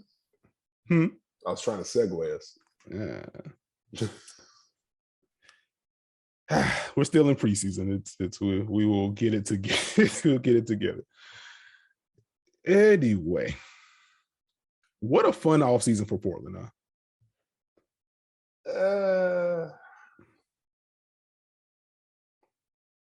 Fun is a way to describe Portland's offseason.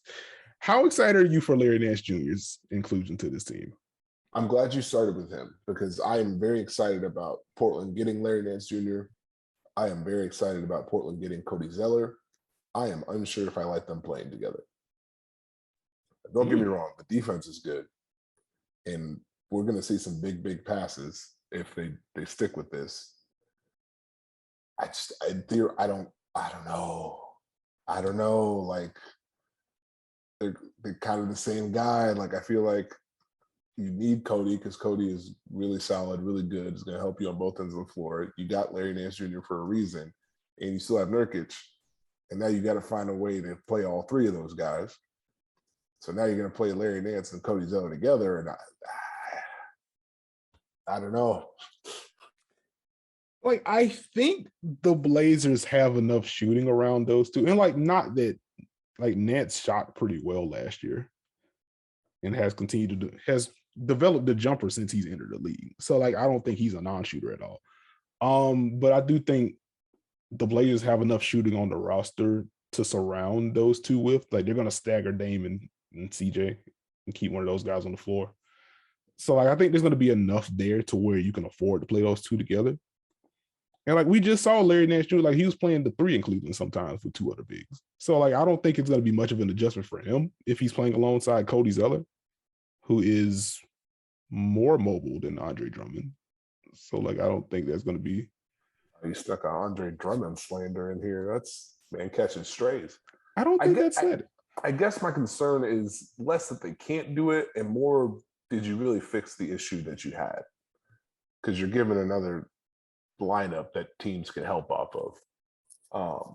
Unless by design you're going to keep Cody Zeller near the block, have Larry Nance screen and roll, and now he can make plays and spray it, which he's underrated at doing. Mm-hmm. We'll see. Time will tell. Yes, we let off our Blazers coverage with Larry Nance Jr. and Cody Zeller talk. Welcome to the Dunker spot. Like, this is what we do. Like, is there like, what is the Dame take that isn't related to a trade?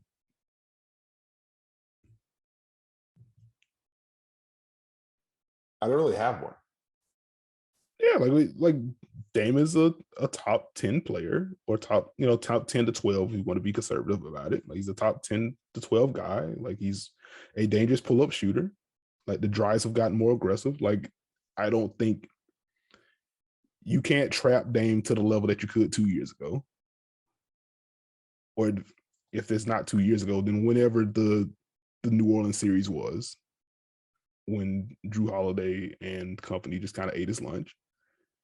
And he just, I guess from that moment on, just decided, okay, I'm never going to see that coverage again. Or at the very least, if I see it, I'm going to blast it. And so like, Dame is an offense onto himself. I guess the obvious step for him, if we want to call it that, is like he just has to care on defense again. Something I've said on the prior pod, but like, I think last season was, if it wasn't the worst defensive season of his career, like, it's top two. What we saw last year, and some of that can be explained away just because he had to carry a massive offensive load, particularly in the second half of the year as they were kind of jockeying for playoff position. But he's not going to be their best defender, and he shouldn't be tasked with doing that. But as the leader of the team, like, he does kind of have to set the tone in that regard. And so he can't have the lapses that he had. He can't die on screens the way that he did last year. So it'd be nice to see the bump there. And I think adding some talent in the front court in particular, I think that's going to help. Because even full-fledged Dame isn't, he's not an elite defender when he's completely locked in. So it does help having some more protection on that back line. Like, Larry Nance Jr. is going to be a godsend for them as a helper. Like, surrounding the Dame and CJ backcourt with Robert Covington and Larry Nance Jr., and then one of Nurkic or Zeller as kind of a drop big. Like, I think that's a pretty sound infrastructure around those two guys. And I think the defense is interesting because you can tell they've kind of hammered it home. That's one of the things that they've been trying to improve. I think Chauncey's talked about it a lot.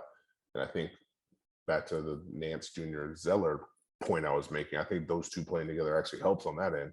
You have a little bit more activity. You have Larry Nance being able to roam and help on the weak side, which he's incredible at. And he's going to cover up a lot of mistakes, and he can also guard perimeters. So they should have more of a flow there. I think having more protection on the back line will help everyone. And I think having more activity should increase what they're trying to do. I think just they've kind of been base-ish in a way. And whenever they've tried to do different things, they haven't necessarily had the personnel to execute it. I think they should be in a better position with the emphasis they've put on it so far. So I'm interested to see how that goes. I just like watching Cody Zeller play defense. I'm all in on the combo. Never mind. I watched like 5 defensive possessions in a row. Nope. I'm in. I take it back. There you go. So a lineup question for you then. I think you pencil in Damian Lillard as a starter. You pencil in CJ McCollum as a starter. You pencil in Robert Covington as a starter. You pencil in Yusuf Nurkic as a starter when he's healthy. Who is the fifth for Portland in the starting lineup? Do you go Larry Nance Jr.? Do you go Norman Powell? I think it has to be Norman Powell. You got those three. That's bringing a lot to the table. I think it has to be them. You know you're going to stagger. So you can always get someone with the second unit, try and loosen them up. But I think you have to start those three together and see what you fully have in that trio. Hmm. I mean, you brought Norm back for a reason, so let it fly. You had to have felt good about what you saw from that lineup during the season. Obviously, you fell short in the playoffs, but brought it back for a reason. Let it grow, let it fly, and let the bench kind of be one of those guys and your younger guys. Okay. I think I would prefer that Portland starts Nance over Powell. And you just kind of let Powell and Anthony Simons wreck second units. Or however they decide to stagger. How they decide to stagger the starting backcourt from there as well. Like that would be my move, just because I would want to have more defense around Dame and CJ. But I definitely get the case for Norm starting. Like to your point, honestly, I think that's going to be what they decide to do. I do think they're going to start those three together. Personally, I would just like to have the added size, like just having Larry Nance Jr. and Robert Covington as roamers is a lot to deal with. And I think the defense was such a problem for Portland. Like I'm not making that trade for Larry Nance Jr. to bring him off the bench. Like I know it's about who closes more than who starts, but like I would want to set a better tone defensively than what they did last year. You were on the Nance train. I am, in fact, on the Nance train. He's very good. Do you think, and we talked about the Blazers during the offseason, some of the moves or lack thereof. Do you think somehow, some way they may have more lineup versatility this year? Or do you think they're in the same boat? I think that question depends on how much faith they have in Larry Nance Jr. being able to play the 5. If they believe that he can do that, then I think the answer is yes. Because there exists a world in which they can kind of close out games with their 3, Dame, CJ, and Powell, and then Robert Covington and Larry Nance Jr. And then you just had I don't know how you guard that at that point. Like if Larry Nance Jr. is your 5, you can't afford to blitz. Really can't afford to switch because he's good enough at bullying small guys on the block to where you can't really do that. And if you are trying to blitz Dame pick and rolls 35 feet from the hoop, like Larry Nance Jr. can make plays. Like he is a vertical spacer. He is a guy that can make passes on the short roll. But again, that's just going to depend on how much Larry Nance Jr. can hold up in that spot. Because I do think, he did a little bit of everything in Cleveland last year. Primarily at the 4, did defend some threes and some jumbo lineups. I think the 5 is probably his weakest spot defensively in that way. Like I think he's better at 4s. He'll defend 3s, and then the 5's in a pinch. So I don't know. Like that's kind of where I need to see more from him. Like if he can hold serve at the 5, then yeah, Portland can do a little bit more than what they did last year. Because last year they were just firmly a drop team. The Nance Jr. episode of the Dunker Spot. Okay. Okay, so here's my question for you. Okay. The roster additions put a little bit of heat on Nurkic on the low. What is more important for him this season? More consistent defense or more consistent finishing? It has to be the finishing. Because I think Portland knows who he is defensively. Like he's not going to be a guy that plays to the level of the screen for you. Like he can't do it. But like he is a good rim protector. He is a very good rebounder. So he can end some possessions for you if you get the screen navigation, which is a whole nother thing. But I think the defense, you kind of know who he is. Like there's a reason you add Cody Zeller. One, because you never know, you just don't know how healthy Nurkic is going to be, and you want a quality big man behind him. But also Cody Zeller gives you a little bit more scheme versatility because he can play higher up. I wouldn't classify him as a switch big, but like you could give him around the 4 defensive possessions. He can hold serve for you in that regards. The finishing is where it just has to be better. Because like at a certain point, like Nurkic is a good passer, can make those short roll reads, but at a certain point, you can kind of play him for the pass just because he blows so many easy ones for you. Like it was weird, at least last season, it was weird to see him kind of experiment with some 3-pointers and not look completely out of place while also just missing the amount of layups that he did. And that to have been, for that to be the trend that it's been for the last few seasons is concerning to me.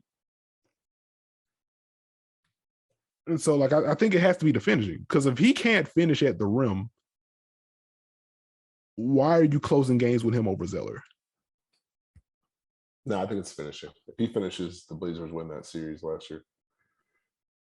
Enough time has passed. I can say it out loud now. Oh, there we go. I think that's true. Dame's driving. I want to see him continue to drive and hurt teams that way, so it's not just pick and roll. I'm very interested to see how he gets used by Chauncey Billups, as far as how much off ball is he going to mix in. Is it going to be handoffs? Going to be a lot of pace, early flow stuff. Mm-hmm. I'll throw a curveball. Okay. More important veteran, Ben McLemore or Tony Snell? Jesus, that is a curveball. I think it's Snell by default, because like, who are the other wing size players on the Blazers that you trust defensively right now? Anthony Simons slander? Yeah.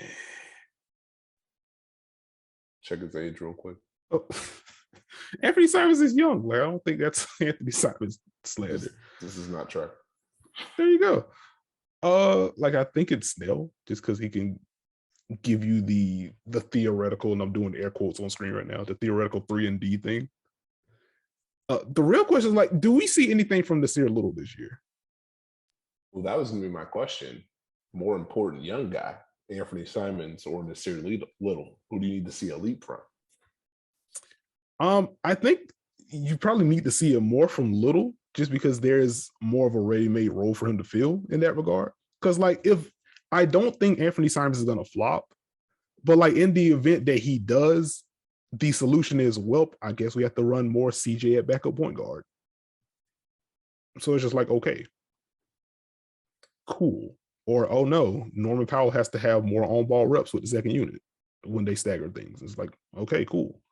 If Nasir Little can fill a role for you, like that's a 3/undersized 4 that can get into the rotation for you and give them a little bit more lineup versatility, can help with the defense, which we just have to see more from the defense, because that it will be hard for Portland not to improve their defense, is probably the nicest way for me to put it.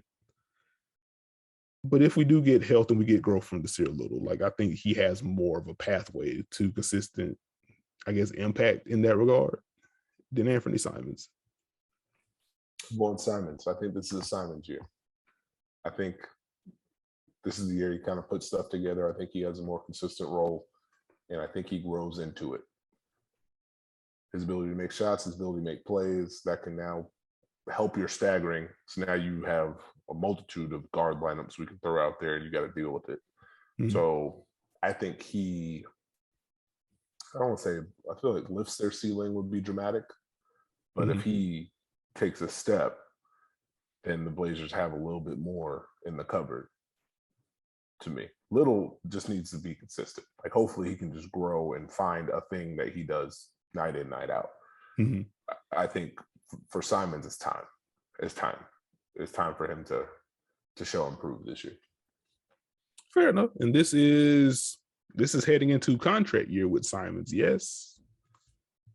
If I'm not mistaken, this should be what, year 4? So I think so. I mean, it would behoove him to make a leap if he can make it. If for no other reason than to get the money in next year's free agency class, which I have no idea what that's going to look like. And this is not the pod for that anyway, but we'll see. I think Simons is a solid young guard. If I had to choose one guy to make a leap, I would want to see it from Little, just to get a little bit more in that wing/forward room. Because I think the Blazers have tried to fill that gap for years now. A lot of the intrigue heading into last season was, hey, they made the trade for Robert Covington.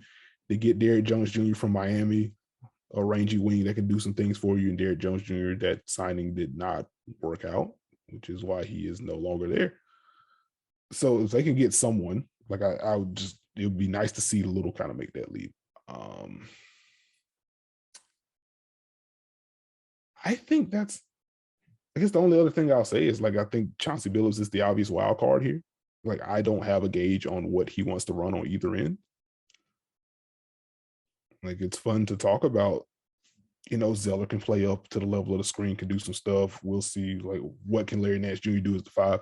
If Chauncey Billups is rigid, then that matters less. And that's not to say he is. That's me saying, I literally don't know. This is year 1 for him. So I have no idea what he wants to do.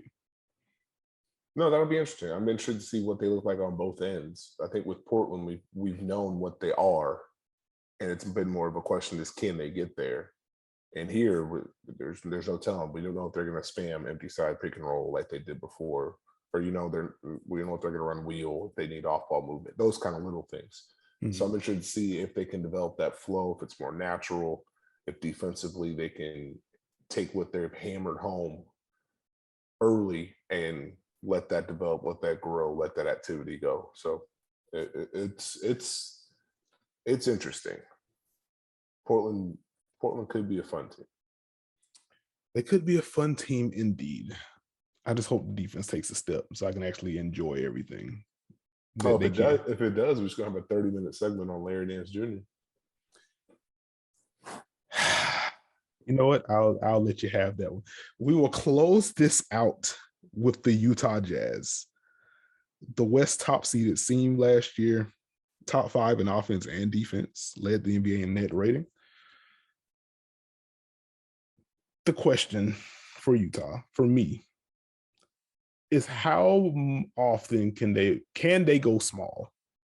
This is kind of how we ended the conversation with Utah last season when they were eliminated by the Clippers, when Rudy Gobert was tasked with defending everyone because they just could not stop the ball. Did Utah, with adding, trading for Eric Pascal, with signing Rudy Gay, have they done enough in terms of front court depth to where they can have that option out there? Well, there's a key word you said there, and that's options. At least they have options now. It was pretty much hope Yang can do something, hope Gobert doesn't get exposed, or ... I mean, Rudy Gay is Rudy Gay. He is who he is at this point, but he gives you an option to be able to play that. And I think he's grown in that 4 role. I think obviously you may be concerned about the switchability to a degree, but you were concerned about the switchability anyways. At least you have another body. At least you have another option. Mm-hmm. Pascal is another guy who can drive the ball, get in the paint, and could, in theory, switch. Which, again, give me 3 options for dinner rather than this is what we're having. Mm-hmm. Okay, to that point, what is Utah's best theoretical small ball lineup? I thought we already did. Did we already ask this? Not on this pod. I think we did. Because I said, does Rudy Gay play at the 5 or no? See, I guess he has to. Man, you don't even listen to my content on this podcast. Oh, brother. Mike, Donovan. Yeah, it's fun. Joe Ingles, Bogey, Rudy Gay. You go see that, and that's kind of where I'm torn. Like, I guess Rudy Gay kind of has to be your 5, but from there, like, I probably go Ingles and Royce O'Neal. I mean, yeah, you went defense. I went offense. Yeah, because I'm just like, if you have questions about the switchability with Rudy, I'm not about to have those questions and then also have Boyan out there. And we know what he is defending. I would just say, like, it just kind of compounds the issue. It gives you another guy to attack. Like, at the very least. Did you learn nothing? Bogey was guarding everybody last year, man. He's trying his heart out. He got a lot of assignments last season. I agree.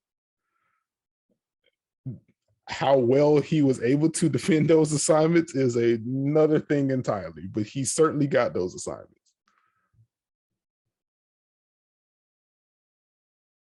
Why am I?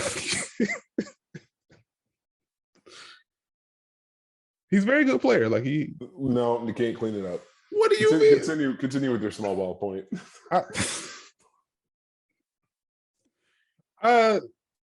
I applaud Utah for making an active effort to address the small ball issue. I think for me, it still feels like, because this is a team that has title aspirations, so like the bar is a little bit higher for me. It still feels like they're a wing short in that regard. And so if Rudy or EP are your best options at small ball 5, like, that still doesn't feel like enough. Like, it's more than what they had last year. But for a team that has been among the West's best teams in terms of regular season record anyway over the past few years, like, it's better than nothing. Can't beat a bar. And so, like, I do wish they had something a little bit better than what they have. Well, I mean, in theory, they're taking, hey, we won a lot of games. We lost because of this. Let's try and fix this. Let's see if this is the reason. See if we can continue to grow. My bigger question with Utah is, can they do that again? And my theory is it's hard to repeat that kind of success when the league knows what to expect, when they know what's coming, and they're not taking them by surprise this year. And their style of play isn't going to be as, what's what I'm looking for, foreign or maybe surprising with that ball movement. So can you generate the same pressure again? Can you make those same plays again now that teams see it coming? Is there a ceiling on it? Or was that your moment? Like, I don't think I have those concerns offensively. I think in terms of the ball movement, like, I think the newness of Utah's offense is that they actually prioritize getting threes up. And so, like, you can expect that, but Utah still has a ton of shooters. So, like, at a certain point, you still have to give up something or risk being in rotation and then giving up the thing anyway. And so I think that's where you lead into, like, the Donovan Mitchell question, or not even the question, but just Donovan Mitchell in general, like, what kind of steps he can make as your primary. Like, I found myself, as I reviewed some of his film from last season, like, I found myself more impressed with him as a passer. Like, it seems like the reads were getting better. Like, the Clippers series in particular, with the way that they trapped him and stuff, he had counters for what they wanted to do. Like, he eventually ran out of gas, because how could you not at that point? But being able to split the double team sometimes, being able to drive early, being able to pull up early, like, he's finding guys on the weak side, he's manipulating helpers after the trap. Like, it felt like the game started as the Clippers tried to speed him up. It felt like there were moments where the game was also slowing down for him. And so I'm curious to see, like, what that looks like for him next season. I think those reps were important for him to get. Like, obviously didn't lead to a series win because the Clippers were able to get that done. But, like, I think even getting that kind of defensive attention with the aggressiveness that the Clippers did so. Like they were sending those double teams early to him and trying to disrupt his rhythm, and he was still able to find some success anyway. So if that carries over to next season with the additions that the Jazz made, like them finishing with the West top record again wouldn't surprise me at all. Like I think that's well within range for them. So what's holding you back with Utah is no real small lineup and perimeter defense. Correct? Yeah, that's kind of where I'm at. Like they made the attempt to adjust it. They have more than they did last season. I don't know if more equals good enough is kind of where I'm at with Utah. But we believe in the base of their offense created last year. I do believe in that. Yeah, like I don't think offense was the issue for them last year. The issue was like they face a team like the Clippers to where they spread it out as like, okay, cool. We know Rudy's good. Who else? And who else was Royce O'Neal and question mark. Like Donovan's good when he's logged in, but he's facing a double team every other possession and being tasked with scoring 30.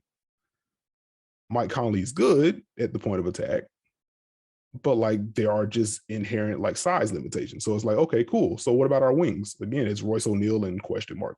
Like if Ingles is out there, that means you're losing some of the shot creation. And like it's just a balance that needed to be struck on top of them not having the optionality. So I just want to see it put together. No respect for Ingles and pick and roll. We haven't even talked about your favorite signing of the offseason. This should be good. I'll humor you. What is my favorite signing of the offseason? Hassan Whiteside. That's good. That's a good one. I mostly like the signing because I do think he can still protect the rim at a solid level. He's still a very good rebounder. He's going to be able to spell Rudy Gobert, at least during the regular season. I have no idea what his postseason role is going to be because I think at that point, you're going to want to maximize Rudy's time. And when he isn't out there, then you're going to want the small ball element. At least that's just me thinking out loud. Obviously, playoffs are a matchup-based thing. But I would imagine that you would want the non-Rudy minutes to be a counter and not necessarily an extension of him. That's an interesting point. But that part of the last part is why I like the signing for Utah, because they finally have an extension of Rudy that they can go to on the bench. Say what you want about Hassan, he can screen, he can roll. That helps. Better than what they've had before.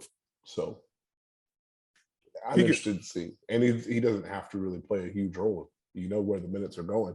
Mm-hmm. So it's not like you're necessarily depending on him. So I'm intrigued. I want to see what that offensive fit's going to look like because he is a very good role man. The screening part has very much been a sticking point for Hassan since he's been in the league. And as someone that watched him very closely in Miami, it was a very frustrating thing to track. So I want to see what, with as much off-ball movements and the decoy actions and stuff that Utah brings into the half-court attack, like I want to see like how committed Hassan's going to be to doing the little things there, because that's also going to dictate a good bit of his playing time, I feel like. Well, that's always been the big question with him. I do like, in theory, the ways they can scheme him up to get her lower on the floor. Mm-hmm. Whether it's setting a quick down screen and taking 2 steps and now he's already rolling, or setting a low corner pick and rolls where he's already rolling. Can they get him more of those angles? Because I think part of the secret sauce of what Hassan did in Miami, at least early, was his screens were never really that high. Mm-hmm. They were kind of low, and now he turns and he's already in the lane. And we saw it in Portland. I don't know why my mind went back to Portland. When he had to set high pick and rolls, it didn't look so great. Because by the time he got to the paint, the defense was there. Mm-hmm. And so I guess in that regard, assuming that he does get some playing time with it, starts like he just subs in for Rudy and it's like him and the 4 starters or whatever. Like, just kind of eyeball it, like he should have better pick and roll chemistry with Conley than he would with Mitchell. Then yes, because I think Mitchell's going to want to start his pick and rolls higher up on the floor than Conley would. Yes. Okay. And I guess a similar point with Joe Ingles. Like I think that like the Ingles Derek Favors pick and roll was good when Favors was there, and then came back and it was good again. So like maybe we see some Ingles Hassan pick and roll stuff this season as well. Well, yeah, because Ingles comes off slow enough to where it can develop. Mm-hmm. And then you can do that little scoopity. Little scoopity. Okay. Fair enough. Are you concerned at all about Conley taking a step back this season? No, never. Just wanted to see if you're going to take debate. Can't get me on that one, buddy. just wanted to test the water. We're still in preseason, but I wanted to see how locked in you were. But no, like I guess I don't super worry about, like, you want Mike Conley to be healthy. Like the first year in Utah was not that. But yeah, the health is there. Like he shoots it well enough to play off ball. And I think as Donovan Mitchell grows more as a playmaker, like I think there's going to be less on ball strain on Mike Conley to begin with. So he should be able to be healthier. I guess like I talked a lot about the perimeter defense. How concerned are you about the perimeter defense? Do you echo those sentiments, or are you less concerned about that? I'm not as concerned, especially in the regular season, just because of who they have anchoring it. So I don't know if it'll necessarily get hit in that way in the regular season. I think in the playoffs, it's a concern because we saw what happened where they could not keep the ball in front. And that was the series. The Clippers just stopped running plays. It was just like HB dive over and over again. Should keep driving it right at you. So that for me is more of a postseason deal than a regular season deal. Obviously, you'd like to see more of an emphasis on keeping the ball in front and not having to rely as much on Gobert to clean things up. Mm-hmm. But that's one of those things where only time is going to tell, and what matchup they get is going to dictate that one. Gotcha. On the Gobert front, before we close this out, do we see the Olympic version of him on offense? Do you think they trust him with those quick hitting post ups, or let him attack switches a little bit more like we saw during the Olympics? Or is that just what we saw this summer and it's going to be more of screening, diving to the rim, and then screening again? I think it's going to be more screening and diving. I don't know that he'll get as many duck-ins like that. Hopefully he would post like he did while he was in that France uniform. I think the thing for Rudy Gobert is he has developed, and I think last year the big thing I talked about was his passing out of pick and roll and how important that was. So now what's going to be the next step for him? I don't envision Utah dumping it to him in the post, but will they make an effort to try and throw it in there enough in the right matchup just to let you think, hey, this is a part of what we could do? Can he fight for that position? Can he be more involved in that way? That's one of the things I'd have to see. I'd have to see if they're going to use him a little bit differently. But I just can't. I don't see them throwing him in the post against a big. Just with how they run, I don't see that happening. But we could see some more mismatches. Okay, like it would be nice to see him. I think if you can get anything more from him outside of the pick and roll element, then that would be a boost to an already really good offense, just to have that counter.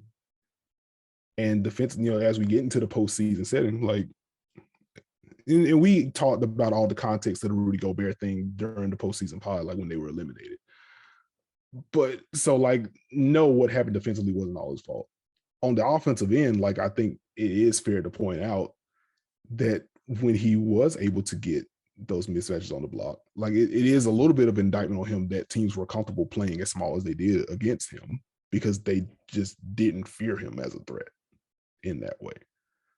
So if he's able to add to that at all and at least make teams more uncomfortable going small because of what he can do either on those duck ends or just pure post ups or just mashing dudes on the offensive glass, then I think that would be pretty helpful.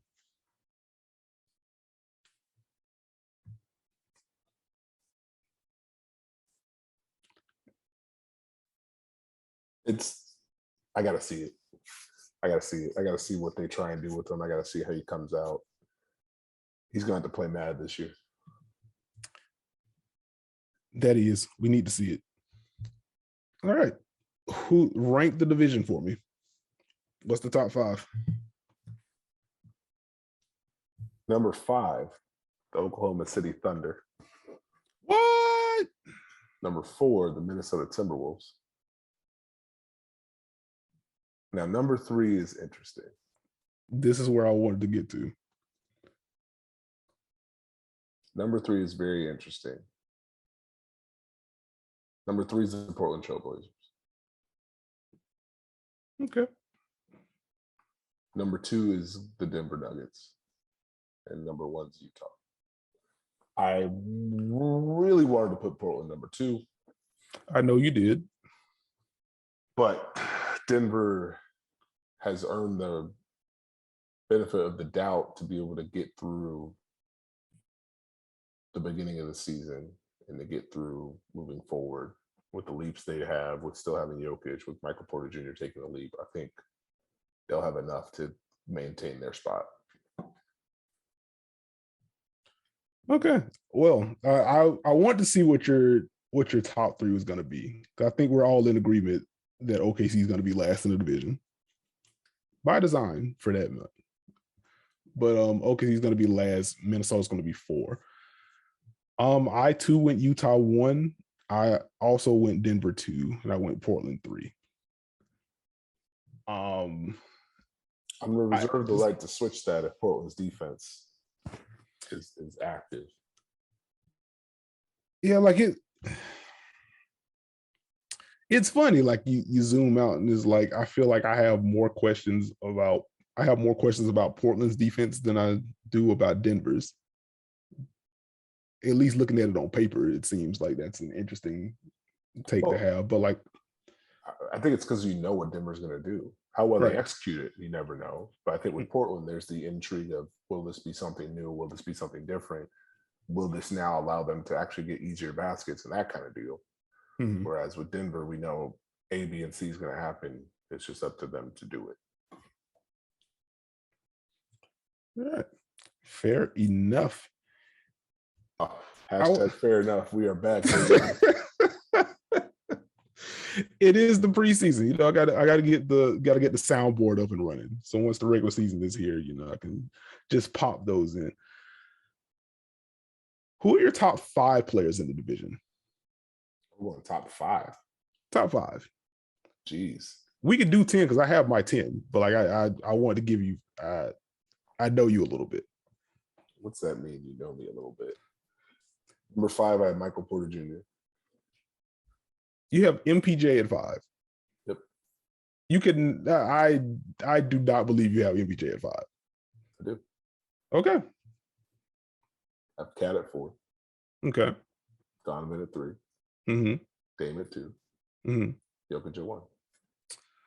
Okay. So you have MPJ over Gobert. Oh, buddy. That is fascinating. Do you also have Conley over Gobert? What do you think? I don't know. Do you have Conley over Gobert? Gobert it seems like that he has slid for you. Yeah. Yeah, I'm sorry when Terrence Mann is going at you on purpose in the playoffs, and there's not much you can do about it. Sorry, buddy. Okay. I cannot wait to hear how how the viewership takes this one. No, I have Jokic, I have Dame, I have Gobert 3. I have Cat and I have Donovan Mitchell. I have Shea at 6. Wait, split. Well, give me that top 5 again. I have Jokic, Dame, Gobert, Cat, Mitchell.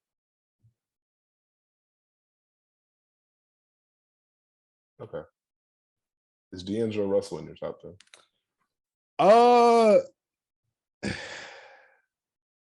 I I've been going back and forth with like 8 through like 12. Cause like D'Lo is kind of there for me. Well, it's been consideration. Like D'Lo is in there, Ingles is in there, Aaron Gordon is in there. It's like those are the three, unless I feel like I'm just blanking on someone still. Aaron Gordon is not. Oh, you know what?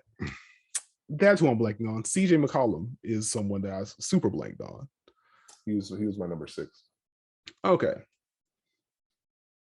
So I would probably go, I'll go MPJ over CJ. So like CJ would be 9 for me. And so that 10 spot is kind of where I'm like, You know what? I did my math right. I had Shea at 10. You had Shea 10. Okay. I had Rudy at 9. D'Angelo Russell at 8. Mike Conley at 7. CJ at 6. Okay. You know what? I think I'll round out the 10 with Larry Nance Jr. to stay on brand. All right, folks, that'll do it for another episode of the Duncan Spot. Thanks for tuning in. You can find us on, what you be saying? And you say, I don't listen to the content. That is incredible. But thank you for listening to this week's episode of the Dunker Spot. We are on all podcast streaming networks. So you can find us on Apple, Spotify, Google, Stitcher, Podbean, wherever you get your podcasts, you can find us. You can find me on Twitter at Nekias NBA. You can find Steve at Steve Jones 20. And with that, we are out of here.